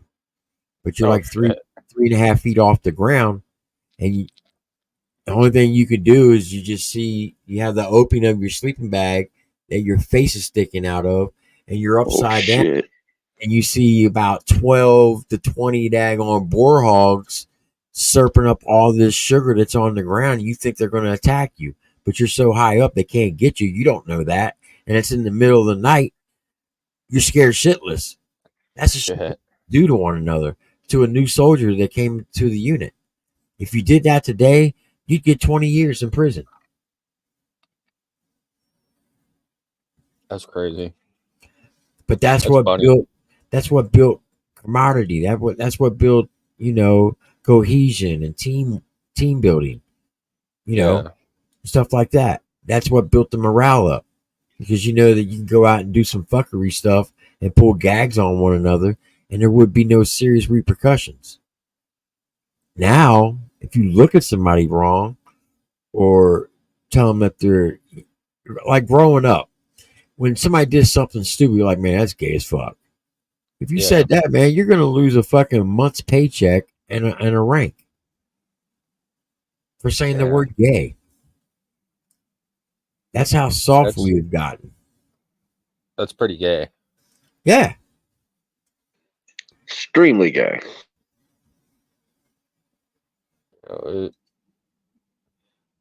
This whole country has gone way too soft. It really has. And when I was a drill sergeant, everybody gets a trophy generation shit. When I was a drill sergeant, they would try to force that bullshit on us, and I would tell every sergeant major and every full bird colonel or lieutenant colonel, you're gonna get mad at me because I told a private to shut the fuck up. That's unprofessional to be cussing at a private. and my answer was, do you think the Taliban gives a fuck about their feelings while they're cutting their head off? No. So if they can't handle me telling them to shut the fuck up, what the fuck you think they're going to do when they get in combat? Yeah. Right. 11-11, because I love you. It's 11-11. No, it's not. We've been live for 3 hours and 38 minutes. So shut the fuck up. The time is 11:11 Central Time, and actually, I could have done it, but I got. Anyway, what were y'all saying? It's a lot quieter. Yeah. Triple T. Actually, do you think? No. I was gonna say though, when you first let me up, you had been live for 1 hour, 10 minutes, and like 30 seconds, but I didn't say anything that time. Triple T, do you think it could go back the way it used to be, what you're describing, or what my granddad described? Because he's an Army Master Sergeant. That's what his rank was when he retired. The only way it could ever remotely get back to that way, the only way it can remotely ever get back to that way, you don't want it to go back that way. Because if it goes back to that way, that means thousands, and I mean thousands of Americans have died. because I'm talking like another 9/11 or Pearl Harbor. Oh That my is God. the only way it would go back to that way. So no Civil War, none of the revolution. No, I'm saying there has to be a major tragedy in this Yeah. country before it would go back to that. Gee. Don't ever want to see it again. No, I've been told. I'm sorry. I was going to ask, what's your thought on, like, I was watching, I can't remember who it was, but they're basically saying that we really don't have to worry about like nukes or anything, because now they're just like these other countries, like, I mean, if they really want to take us out, they're just going to take down the power grid. And that'll fuck our country up like more than like a nuke. And, you know, it's like no cell phone, like all that type of stuff. Mm-hmm. Oh, if we got hit with an EMP, we'd be back in the Stone Age. Right. And like there'd be no For communication, years. like nothing. If we got hit by an EMP literally within 6 weeks, half the country would be killing each other. Yep. Oh, I think it'd be sooner than that. No, I'm saying it would take about 6 weeks till people would just freak the fuck out, and people would literally get psychotic, and they would start killing each other, and we'd become like Mad Max. Oh my God. Because people can't be in their own heads like that anymore. Yep. People don't know how to Psychologically, just they sit in break. silence. So Yeah, surviving people on can't your be in the own. silence anymore. A Like lot of people surviving on are your own surprised food. though without the internet. Yeah. Or just not just the internet, but I'm talking about to lose all power, like all electricity. Yep. Heat, AC. Yeah, all that. So you'd have no refrigerations. Hospitals will be gone. Everything electronic would shut down, to include motor vehicles. Yeah. I do not like that's So one of you I would. don't like the idea of electric vehicles. Nope.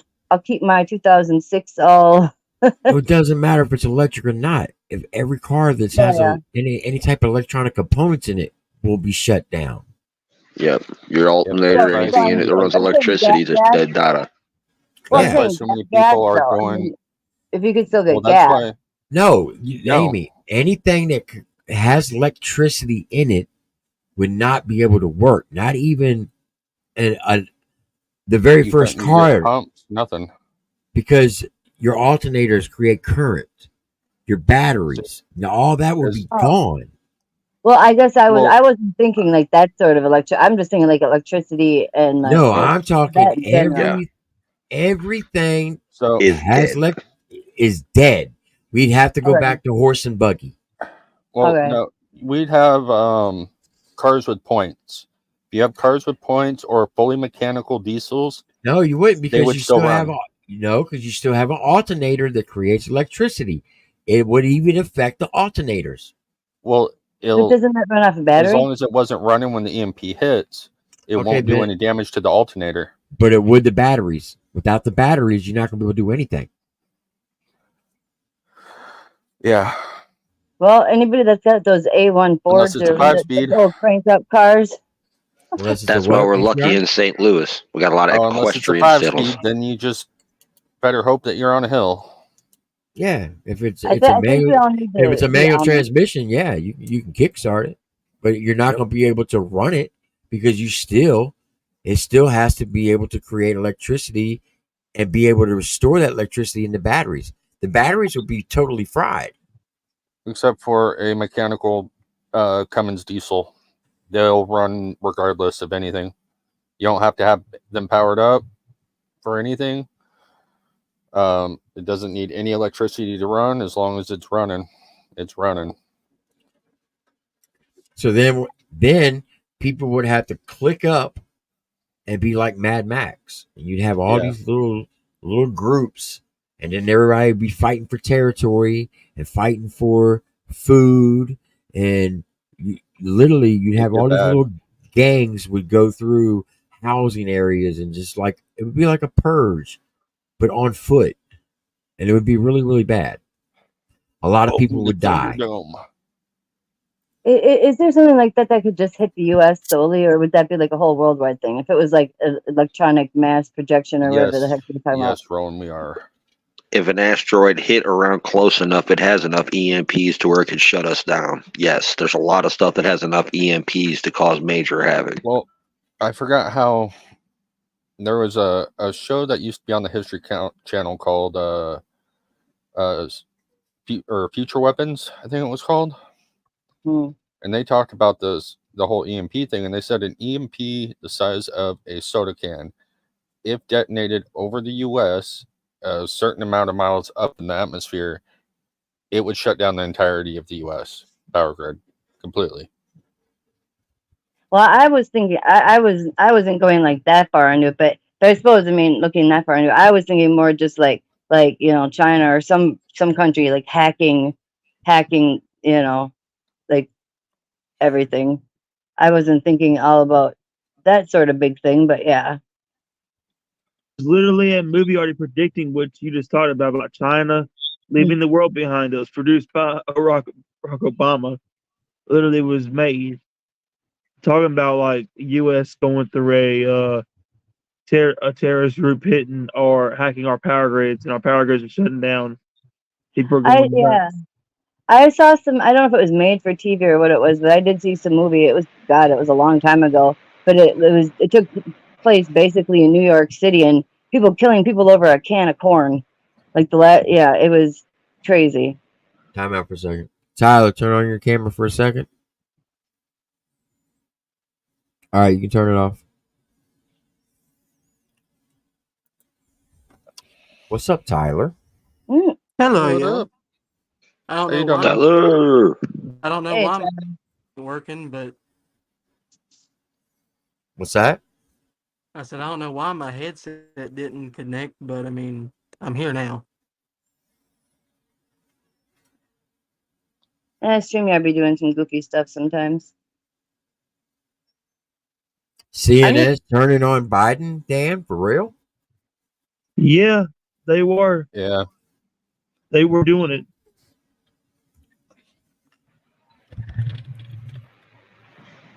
Crazy.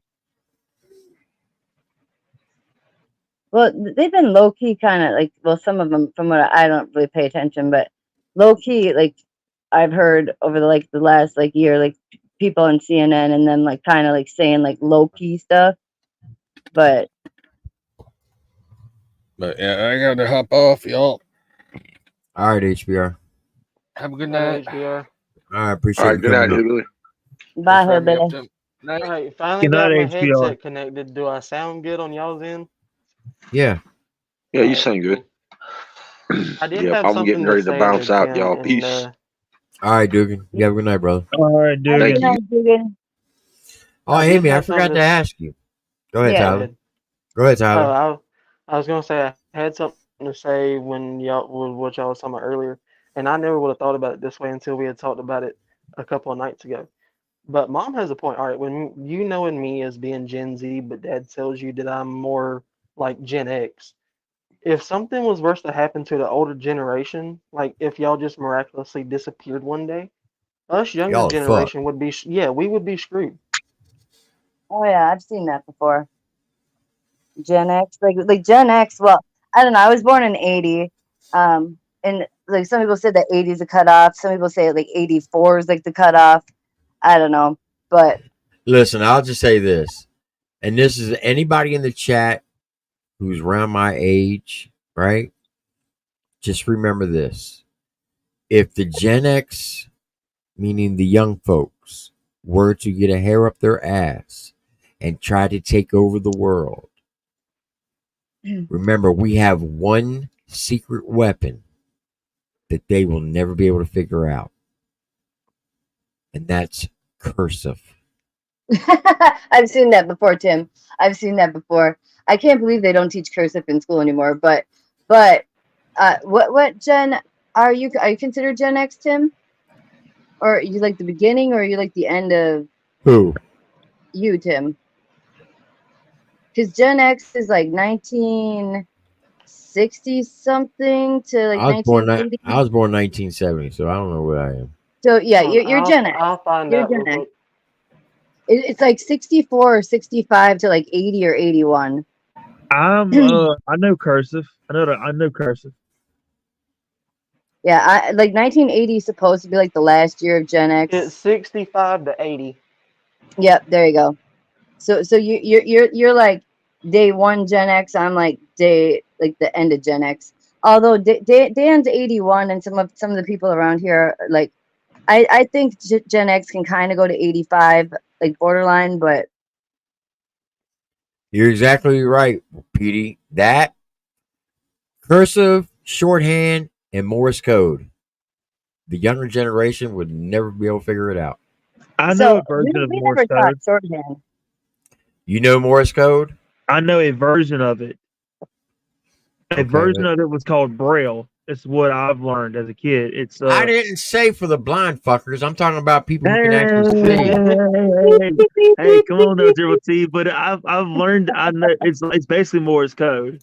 No, it's not. It's totally different. But Morse code's like the beeps that they did like in the submarines back in the day.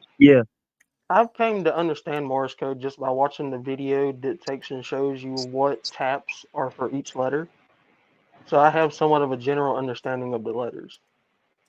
Well, that's different than Braille, though. Braille is a lot harder to understand if you are. All right, there you are go. not- There's Morse code. What does that say?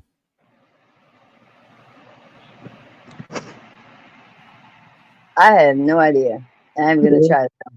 I was gonna say he's gonna put me in the spotlight, and I don't even remember it off the top of my head. Wait, I think I did that wrong. Hold on. It's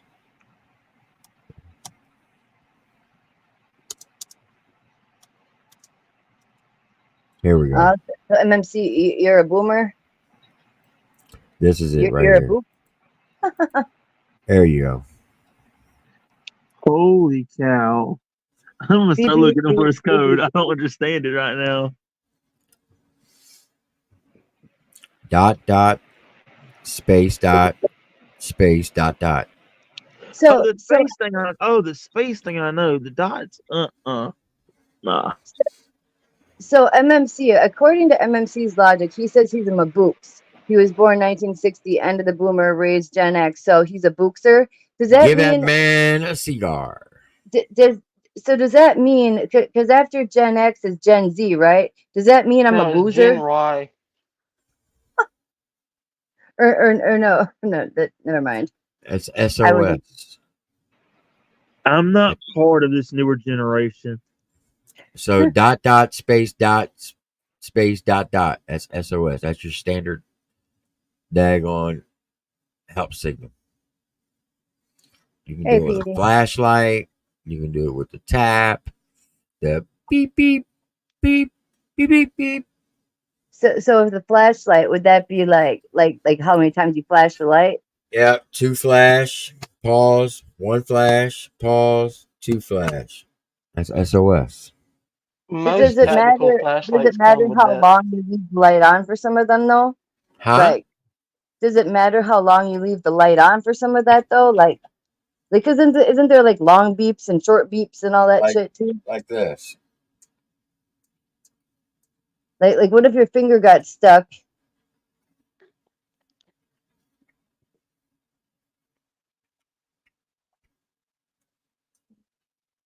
So what if your finger got stuck and the light stayed on longer? Could it? Well, that's why most people will cover it up. Yeah. You leave the light on, or like look at my mic, right? Right? You see? Yeah. Like this. Yeah. Yeah. That makes sense. Triple T, how do you know about Braille?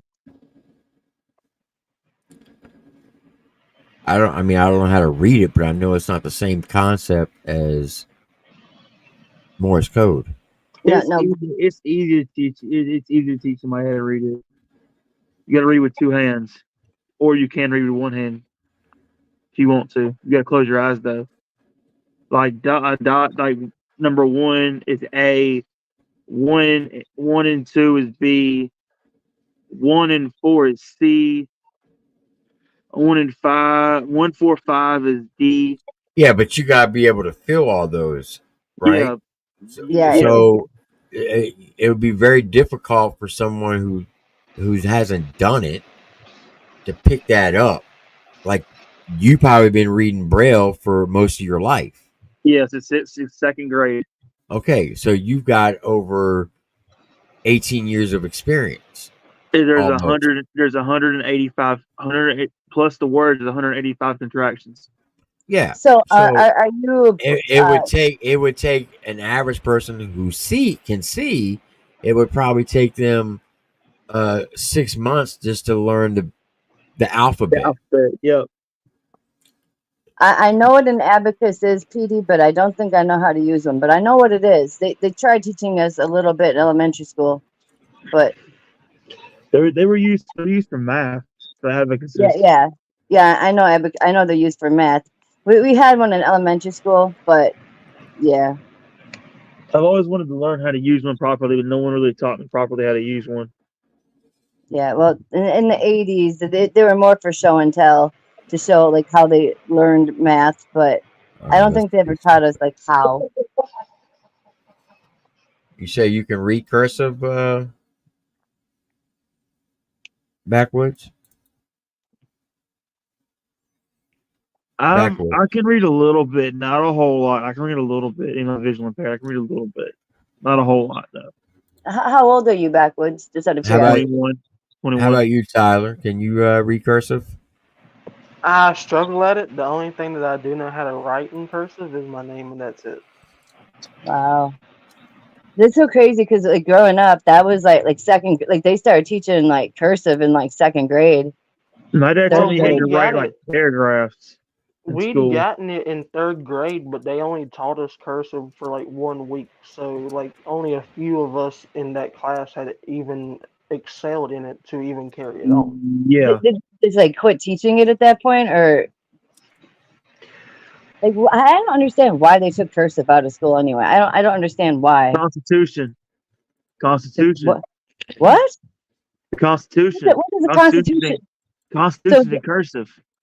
Oh, I suppose. Well, I suppose that makes sense because they took out the Pledge of Allegiance too. So I guess that makes sense.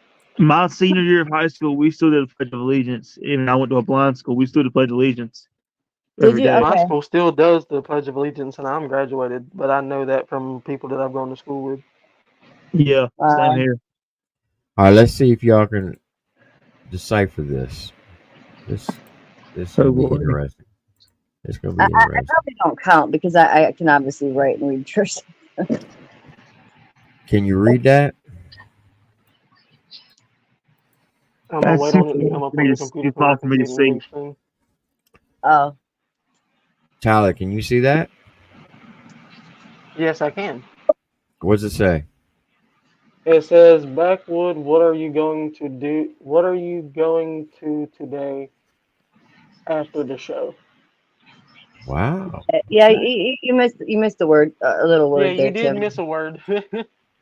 And a letter. I did that intentionally. Oh, I can see it. It's just I gotta my eyes gotta focus, so I can see it. It's Because just I was small. going to read the do, but when I realized that the do wasn't there, I kind of got thrown off for a second. Yeah, you forgot the S on Backwoods too, and the apostrophe. Sorry. Fucking English major up here. Actually, when I was in the second grade, I went to my school district spelling bee, and still to this day, like I'm 44, so second grade, however many years ago that was, I got third place. I was so mad. The one word I spelt wrong, I could spell the word rhododendron, but I fucked up on the word author. I accidentally spelled it with an ER instead of an OR. I still kick myself about it every day. I'm so mad. I got something for you. I did a spelling bee one year. It was my junior or freshman year of high school, and I did it. I didn't study for it in those days. The day of, I studied for it and got all of them right. Oh, that's awesome. I was in second grade. I made it past my school, and then I went to the school district, and then after district, then it was probably state, whatever. I don't know. But yeah, actually, I think I got second place. I got second place, and they didn't even give me a damn ribbon for second place. I was so mad. I didn't even participate in none of the spelling bees that we had in middle school. We ended up having a geography bee, and I think I came Oh my in first god. or second place on the geography bee. I can't remember. Yeah, I actually probably wouldn't do too bad in geography. Do you realize how fucking boring you all sound right now? Sorry, we're smart. Sorry about that. See, folks, this is what happens when you get a bunch of fucking nerds on the panel and they start comparing what the fuck they did in second grade. How about y'all Hey, talk I'm about not just a fucking... country boy. Why I don't you talk love. about fucking cocaine, hookers, and beer? All right? Hey, beer. What kind of beer we talk? What kind of beer? What kind of beer we drinking? What kind of beer we want to talk about? Jesus. Coors Light, Mike Carter's, stupid Bud Light. I'm There's drinking. only one beer, and that's fucking Budweiser, according to Petey Wheatstraw. No, special export, and this is what I'm drinking. It's a Monster Beast. The Monster. No. I actually looked. They're actually really good, and I looked because they don't have like all the energy stuff in it that would make it bad, like probably like that Four Loko shit. I think like some of those energy drinks that are alcoholic, Monster actually takes out the energy shit, and I have a feeling I'm about to get yelled at. I drank Monster one time, and after that, I didn't drink no more. All right, Tyler, what does this say? All right, let me wait on it to come up on the computer. Oh, I can see it on my phone. Never mind. Hey, everybody, just so you know, Bree is gay. You spelled her name wrong. Why would you You say spelled that her about name Bree? That's fucked up, Tyler. You're the one who God. wrote it, Tim. Fucking homophobic? I can see No, that. Out That's of good. here. That's you good you writing, Tim. you spelled her name wrong. You spelled it wrong. So I can so see we don't that. know That's what good Bree writing. was talking about. To be Hey Bree. God. hey, to be fair, Bree, I'm sorry that they said that about you. That is fucked up. it's okay. It's okay. Bust his ass. I was sitting here and I didn't know if he knew who I was, and I was gonna sit here for a minute, and then I was gonna say some shit. but it got ruined though because Amy said it to me. I was like, "Fuck." She fucked it all up. I said it after he said it. I know. I was gonna wait a minute. I didn't know if he knew who I was, and I was just gonna. Oh, okay. My bad. Hey, Bree, and I was like, "Well, fuck." My bad. Oh my god. No, but on the contrary, Amy. So I like my name spelled Bree, and that's Right. Yeah. No. how everyone spells it. But Right. my brother absolutely will not add the extra e. So he calls Really? he spells my name Bre. Yeah. Thank you. So now, Amy, go on with your little nerd self. Are you her English brother? major. Are you her brother? I'm her brother from another mother. Yes, I am. So take that with 3 snaps in a Z formation. Fuck that. Okay. Okay. I did the snap for you. I hear, Triple C. You better I tell hear- her, Bree. You better tell her, Bree. Fucking come up with these parts like she's running some shit. You better tell her ass. You better tell her ass. I hear Daniel. You better tell her ass. I have to go check You on better Dan. tell He's her bitching ass, in the Bree. room. That's Bub. Fuck with me now, Amy. Fuck with me now. Fuck with me now, Amy. Yeah. Fuck with me now. So does that mean you take the EPO away? Oh, fuck no. The EPO stays. Don't worry, I'll burn it for you.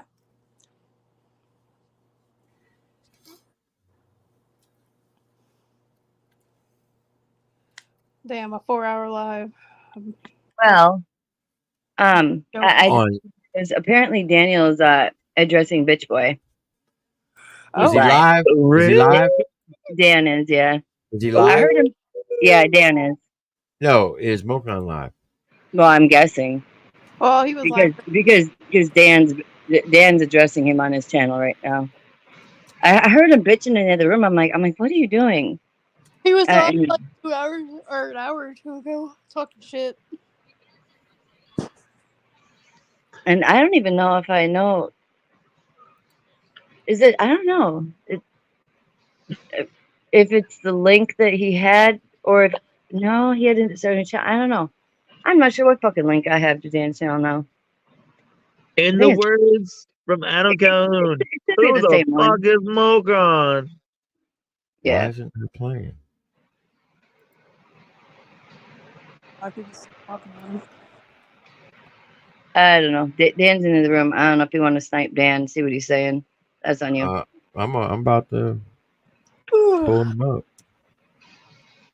Yeah, he's addressing bitch boy over there. Lord have mercy. Yeah, he wrote that I was gay in cursive, and then had. Yeah, I know. I feel like I was baited. So Tim, I'm giving you the bird behind the camera. Are there specific individuals causing issues? What behaviors are problematic? Identifying the key players and understanding their motivations is crucial. It's on Menace's fault. Yeah. Let's go ahead and do that. I mean, Let's Menace. ask Chat GPT a quick question, shall we? You know what I mean? I don't know. Dan's live on his channel. To be fair, though, Amy, Rex started it all. Oh, who did? Rex. He started telling everybody I was a lesbian.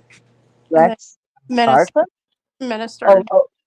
Oh, yeah. That's what I'm saying. Menace. That's what I said. Menace started it because I heard that the other day. That him saying. He came in there and was like, "Now you guys stop making those comments. We have a lesbian in here." And I started dying laughing.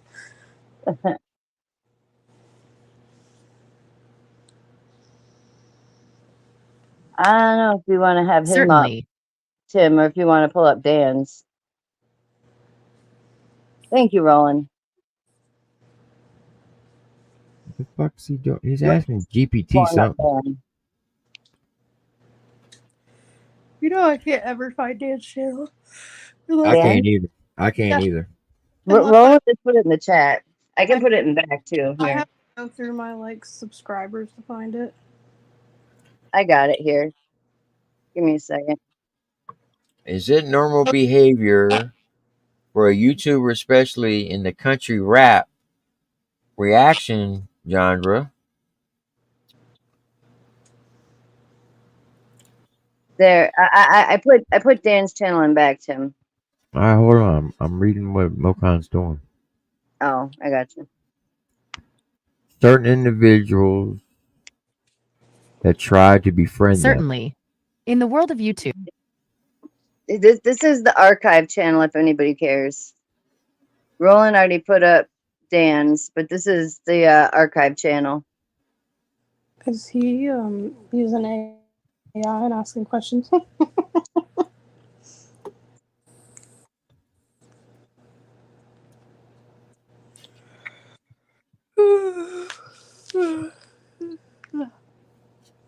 Sorry, that was a long drawn out yawn. I'm so sorry. Well known for doing country rap reactions and has a big time following.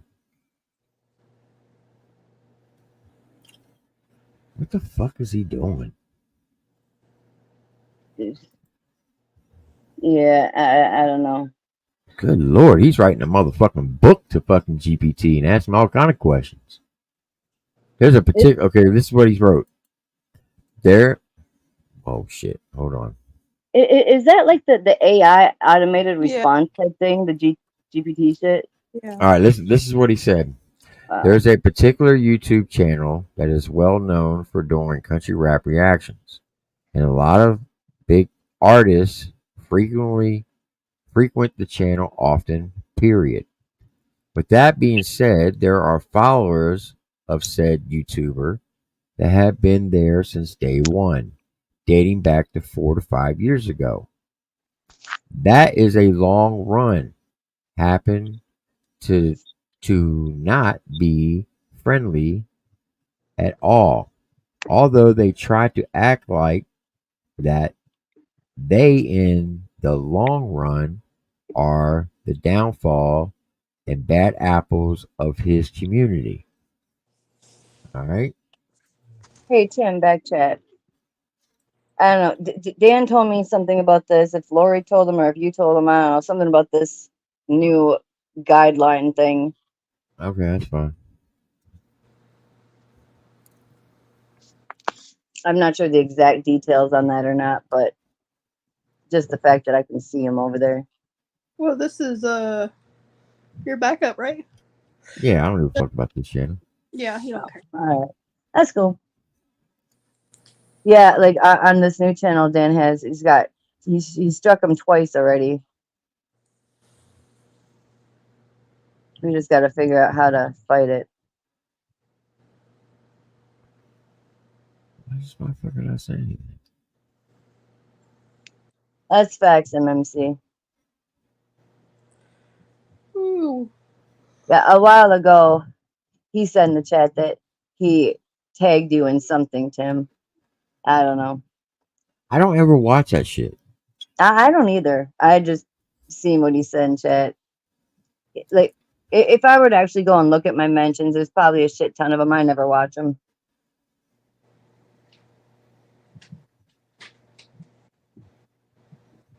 Why would anybody go look at irrelevant shit? I gave this dumbass an opportunity to come up here and have the platform to say what he wants, and I would remove everybody off the panel. He didn't want to do it, so fuck him. And I don't mean that in a vicious way. I'm like, I'm done dealing with him. It's old. And I would highly recommend that Dan stop dealing with him, because Yeah. we've already proved when we don't give him attention, he fucking spazzes out. Yeah. When we give him attention, he spazzes out. So stop giving him attention. Like, seriously. I've been saying. Unfortunately, that's what some people like, is when he spazzes out, because But Yeah, okay. I feel you But on that. I feel you on that. Look how much trouble it causes. Dan's constantly losing channels. Yeah. He's not.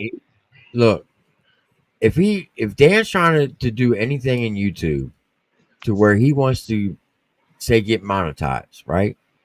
Yeah. Navigating the dynamics of a YouTube community can be quite challenging, especially when dealing with long-standing followers who may not have the best intentions. Here are some steps to consider for the YouTuber in question.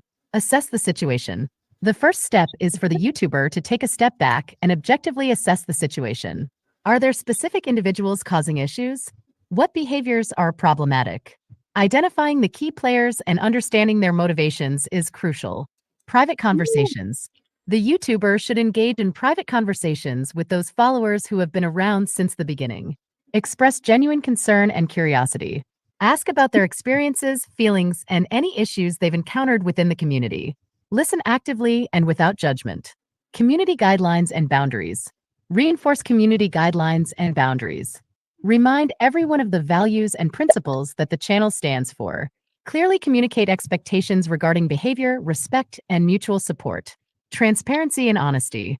Be transparent about the challenges faced by the community. Acknowledge that not everyone has positive intentions. Share personal experiences or stories related to trust and betrayal. Vulnerability can foster empathy. Highlight positive examples. Showcase positive interactions and friendships within the community. Highlight instances where genuine connections have been made and how they contribute to the channel's success. Collaborate with trusted supporters. Collaborate with followers who have consistently demonstrated loyalty and authenticity. Encourage these trusted supporters to share their experiences and insights publicly. Address toxic behavior publicly. Without naming names, address toxic behavior in a general way during videos or live streams. Discuss the importance of trust, authenticity, and community support. Encourage viewers to be discerning about who they follow and engage with. Moderation and community management. However, by consistently somehow I don't think he's going to appreciate that answer. Somehow, like he needs to apply that to his damn self. I was going to say, I don't think he's going to appreciate that answer. Vulnerability. He's already gone against everything that this bitch just said to him. Look, you are. Victoria, what's he trying to? Who the fuck knows?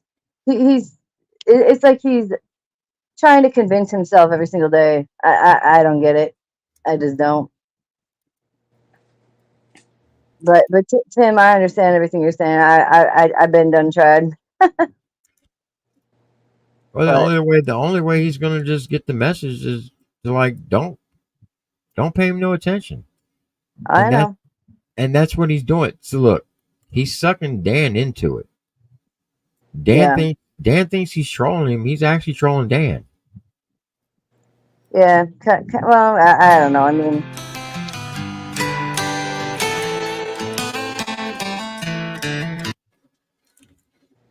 He's literally he is trolling Dan.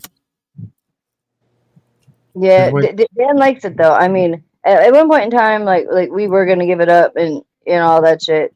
And then once he came out with all the pedo shit and like comparing him to that other guy, and now this other Dan Armstrong in Tennessee. But that's the thing, though. He's never going to stop. No, I know. So why pay him attention? He's just baiting him into it. Yeah. Because this is what it's going to revolve in. It's just going to keep going in circles. That's all it's doing. It's going in circles. Yeah.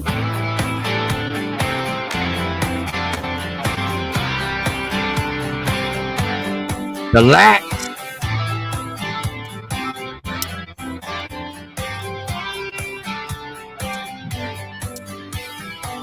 Ain't nothing really getting it done. Keep sipping in the rain. Hey, you should hit up Clay and Brian Bree and tell them to strike him. That's funny. You said that. I was about to ask. Wonder if I should send a message. Hey, why not? Fucking eye for an eye, this motherfucker. Well, so Clay is actually engaged to my cousin. Mm. Oh, please play Hard Target, because I will definitely send Hard Target a message right now.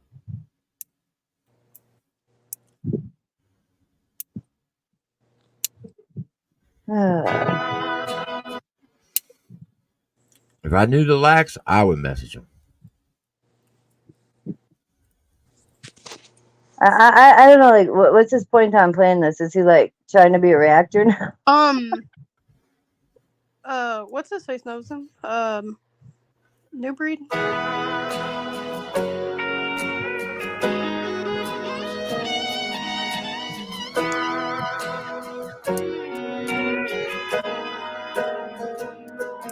And if I go back home alone and not two blue pills, another bottle of her, I don't need a chaser. Now that you're gone, you know that's the only thing that's left for me. There's so many pictures you didn't have to burn, so much love that I didn't even earn. Oh, get drunk, boy, that's the only thing that's left for me. I just let her go, let her leave. Tell right away with it in her sleeve. So much. Why you pause it, dude? Yeah. He probably knows about like maybe that 30-second rule. He doesn't want to get clapped or something. Well, Tim, you were going to ask me something earlier. Huh?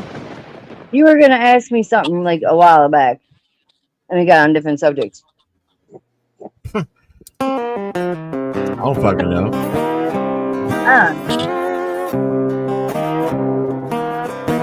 Big Smoke! Let's go! Stop pausing it! Hey, did you hear what I said a minute ago, Tim? What? New Breed knows Clay. He also knows, I ain't he also gonna. knows my cousin. I'm not gonna waste a mess with New Breed and tell him to Funny. call. He popped up on my. Hey, it's a party over here. Bring your people to the other side. Take them back roads. You might want to bring your other ride. Big chrome wheels, custom paint that ain't cutting it. Nobbies with the mud flaps. We be on some other shit. Couple hundred cattle and a pond full of Southern cat. You can't tell me nothing about barbecue and both of that. Maybe in the middle 10, show you how we crop. Stop pausing it, dumbass. Jesus, he said I went through 6 fucking songs, 30 seconds each.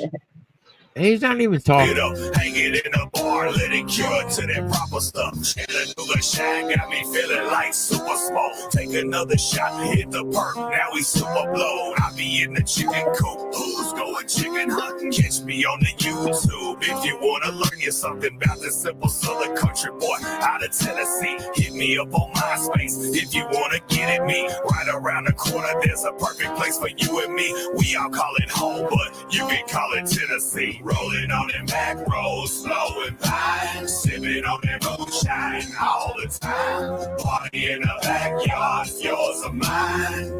Either way, we just kicking it in Tennessee. Rolling on them back roads, slow and fine. Man, he fucked up a wet dream. Hey, do you think his drug dealer even likes him? Hell no. Hey, who knows the Lax? So what's one of y'all? Was it you, Bree, who said you know the Lax? Me? Yeah, I said he's engaged to my cousin. that's wild. I'm a big fan of the Lax. Yeah. No, she's not going to talk to him for you. Don't even ask. Nah, I wouldn't about to ask that actually.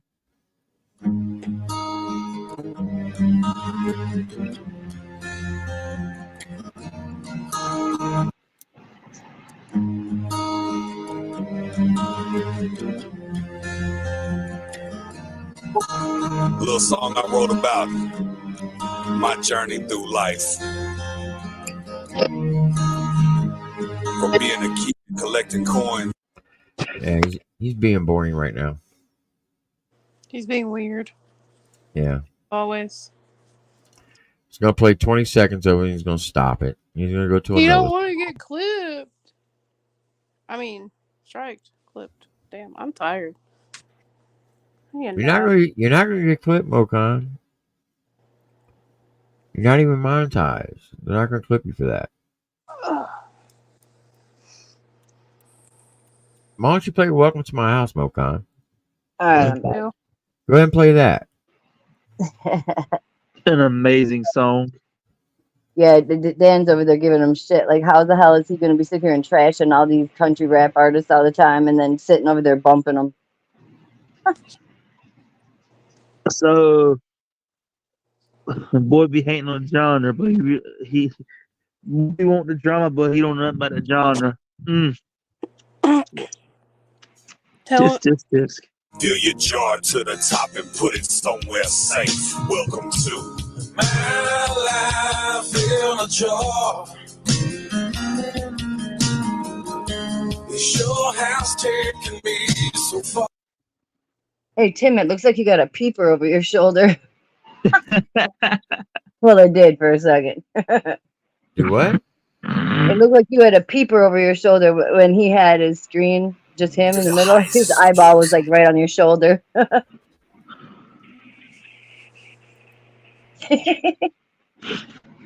Dang, Amy. Yeah, like right there.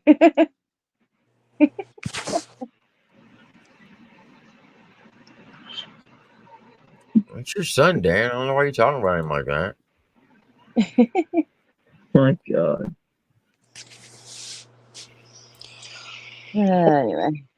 All right, check this out, folks. I'm gonna show y'all something. So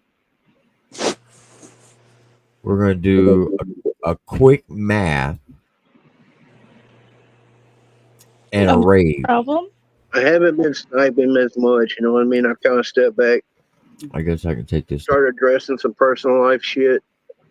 You know, like I said, big changes when somebody moves in with you. So, you know what I mean? I've been dealing with that stuff. Fuck, I don't blame you, damn. I'd have done killed a woman by now. I'm just letting you know. You should. I'm in the other room all the time. Leave me You're a alone. better man than I am, Dan. Well, I feel your pain. Just you wait. I'm going to be seeing your house That very is soon. because nobody will pay attention. Yeah, what's up with that bullshit? Ask your wife. I just found that out today. I'm putting my foot down. It ain't fucking happening. Dear God. Sorry. It's not happening. I don't think plane tickets are refundable. She paid for that too? Oh, fuck no. Yeah, in case Dan, you were don't worry wondering, about it. your house guest will not be a house guest much longer because I'm gonna put fucking antifreeze in her fucking Fruit Loops when she gets here. Well, shit. He just really trying to kill me. Antifreeze will kill a bitch. I hope you're paying for my hospital bills when I need dialysis. Fuck no. I ain't paying for shit. I had to fucking pay for the fucking plane ticket. That's enough. Anyway, look, there's 22 in here. There's 11 over there. That gives 33. Please make me proud and click on that link and everybody go over to Dan Armstrong because I'm shutting this bitch down because I got to go to work. Like, I have to like log on to my real job in like 2 minutes and do some work. So I appreciate everybody coming out. Much love and respect. Don't forget, tomorrow at 9 p.m. on the Triple P channel, the Rundown, Adam Calhoun, Mises, Trainwreck Kenny, Eddie E.R. Robinson, City Chief, Mr. Reactions, myself. We are putting 4 people on the winner circle tomorrow, folks. So be there, be square, and we're going to talk about the debate. We're going to talk about music. We're going to have a dope-ass after show tomorrow night. It's going to be full fun of internet like it was back in the old days on the Triple T channel on Friday nights. We're going to turn it up. We're going to get crunked up. Make sure you tell everybody, your family and friends to tune in on the Triple T channel at 9 p.m. Eastern, 8 p.m. Central, because it's going to be a hold down at the go down. Much love and respect. I'll see you on the next one. Y'all have a blessed one. Go over to Dan. All right, peace out. I'll see y'all at Dan's. While I kick Amy in the ass. Yeah. Yeah. Yeah. Yeah. Peace. Bye, people.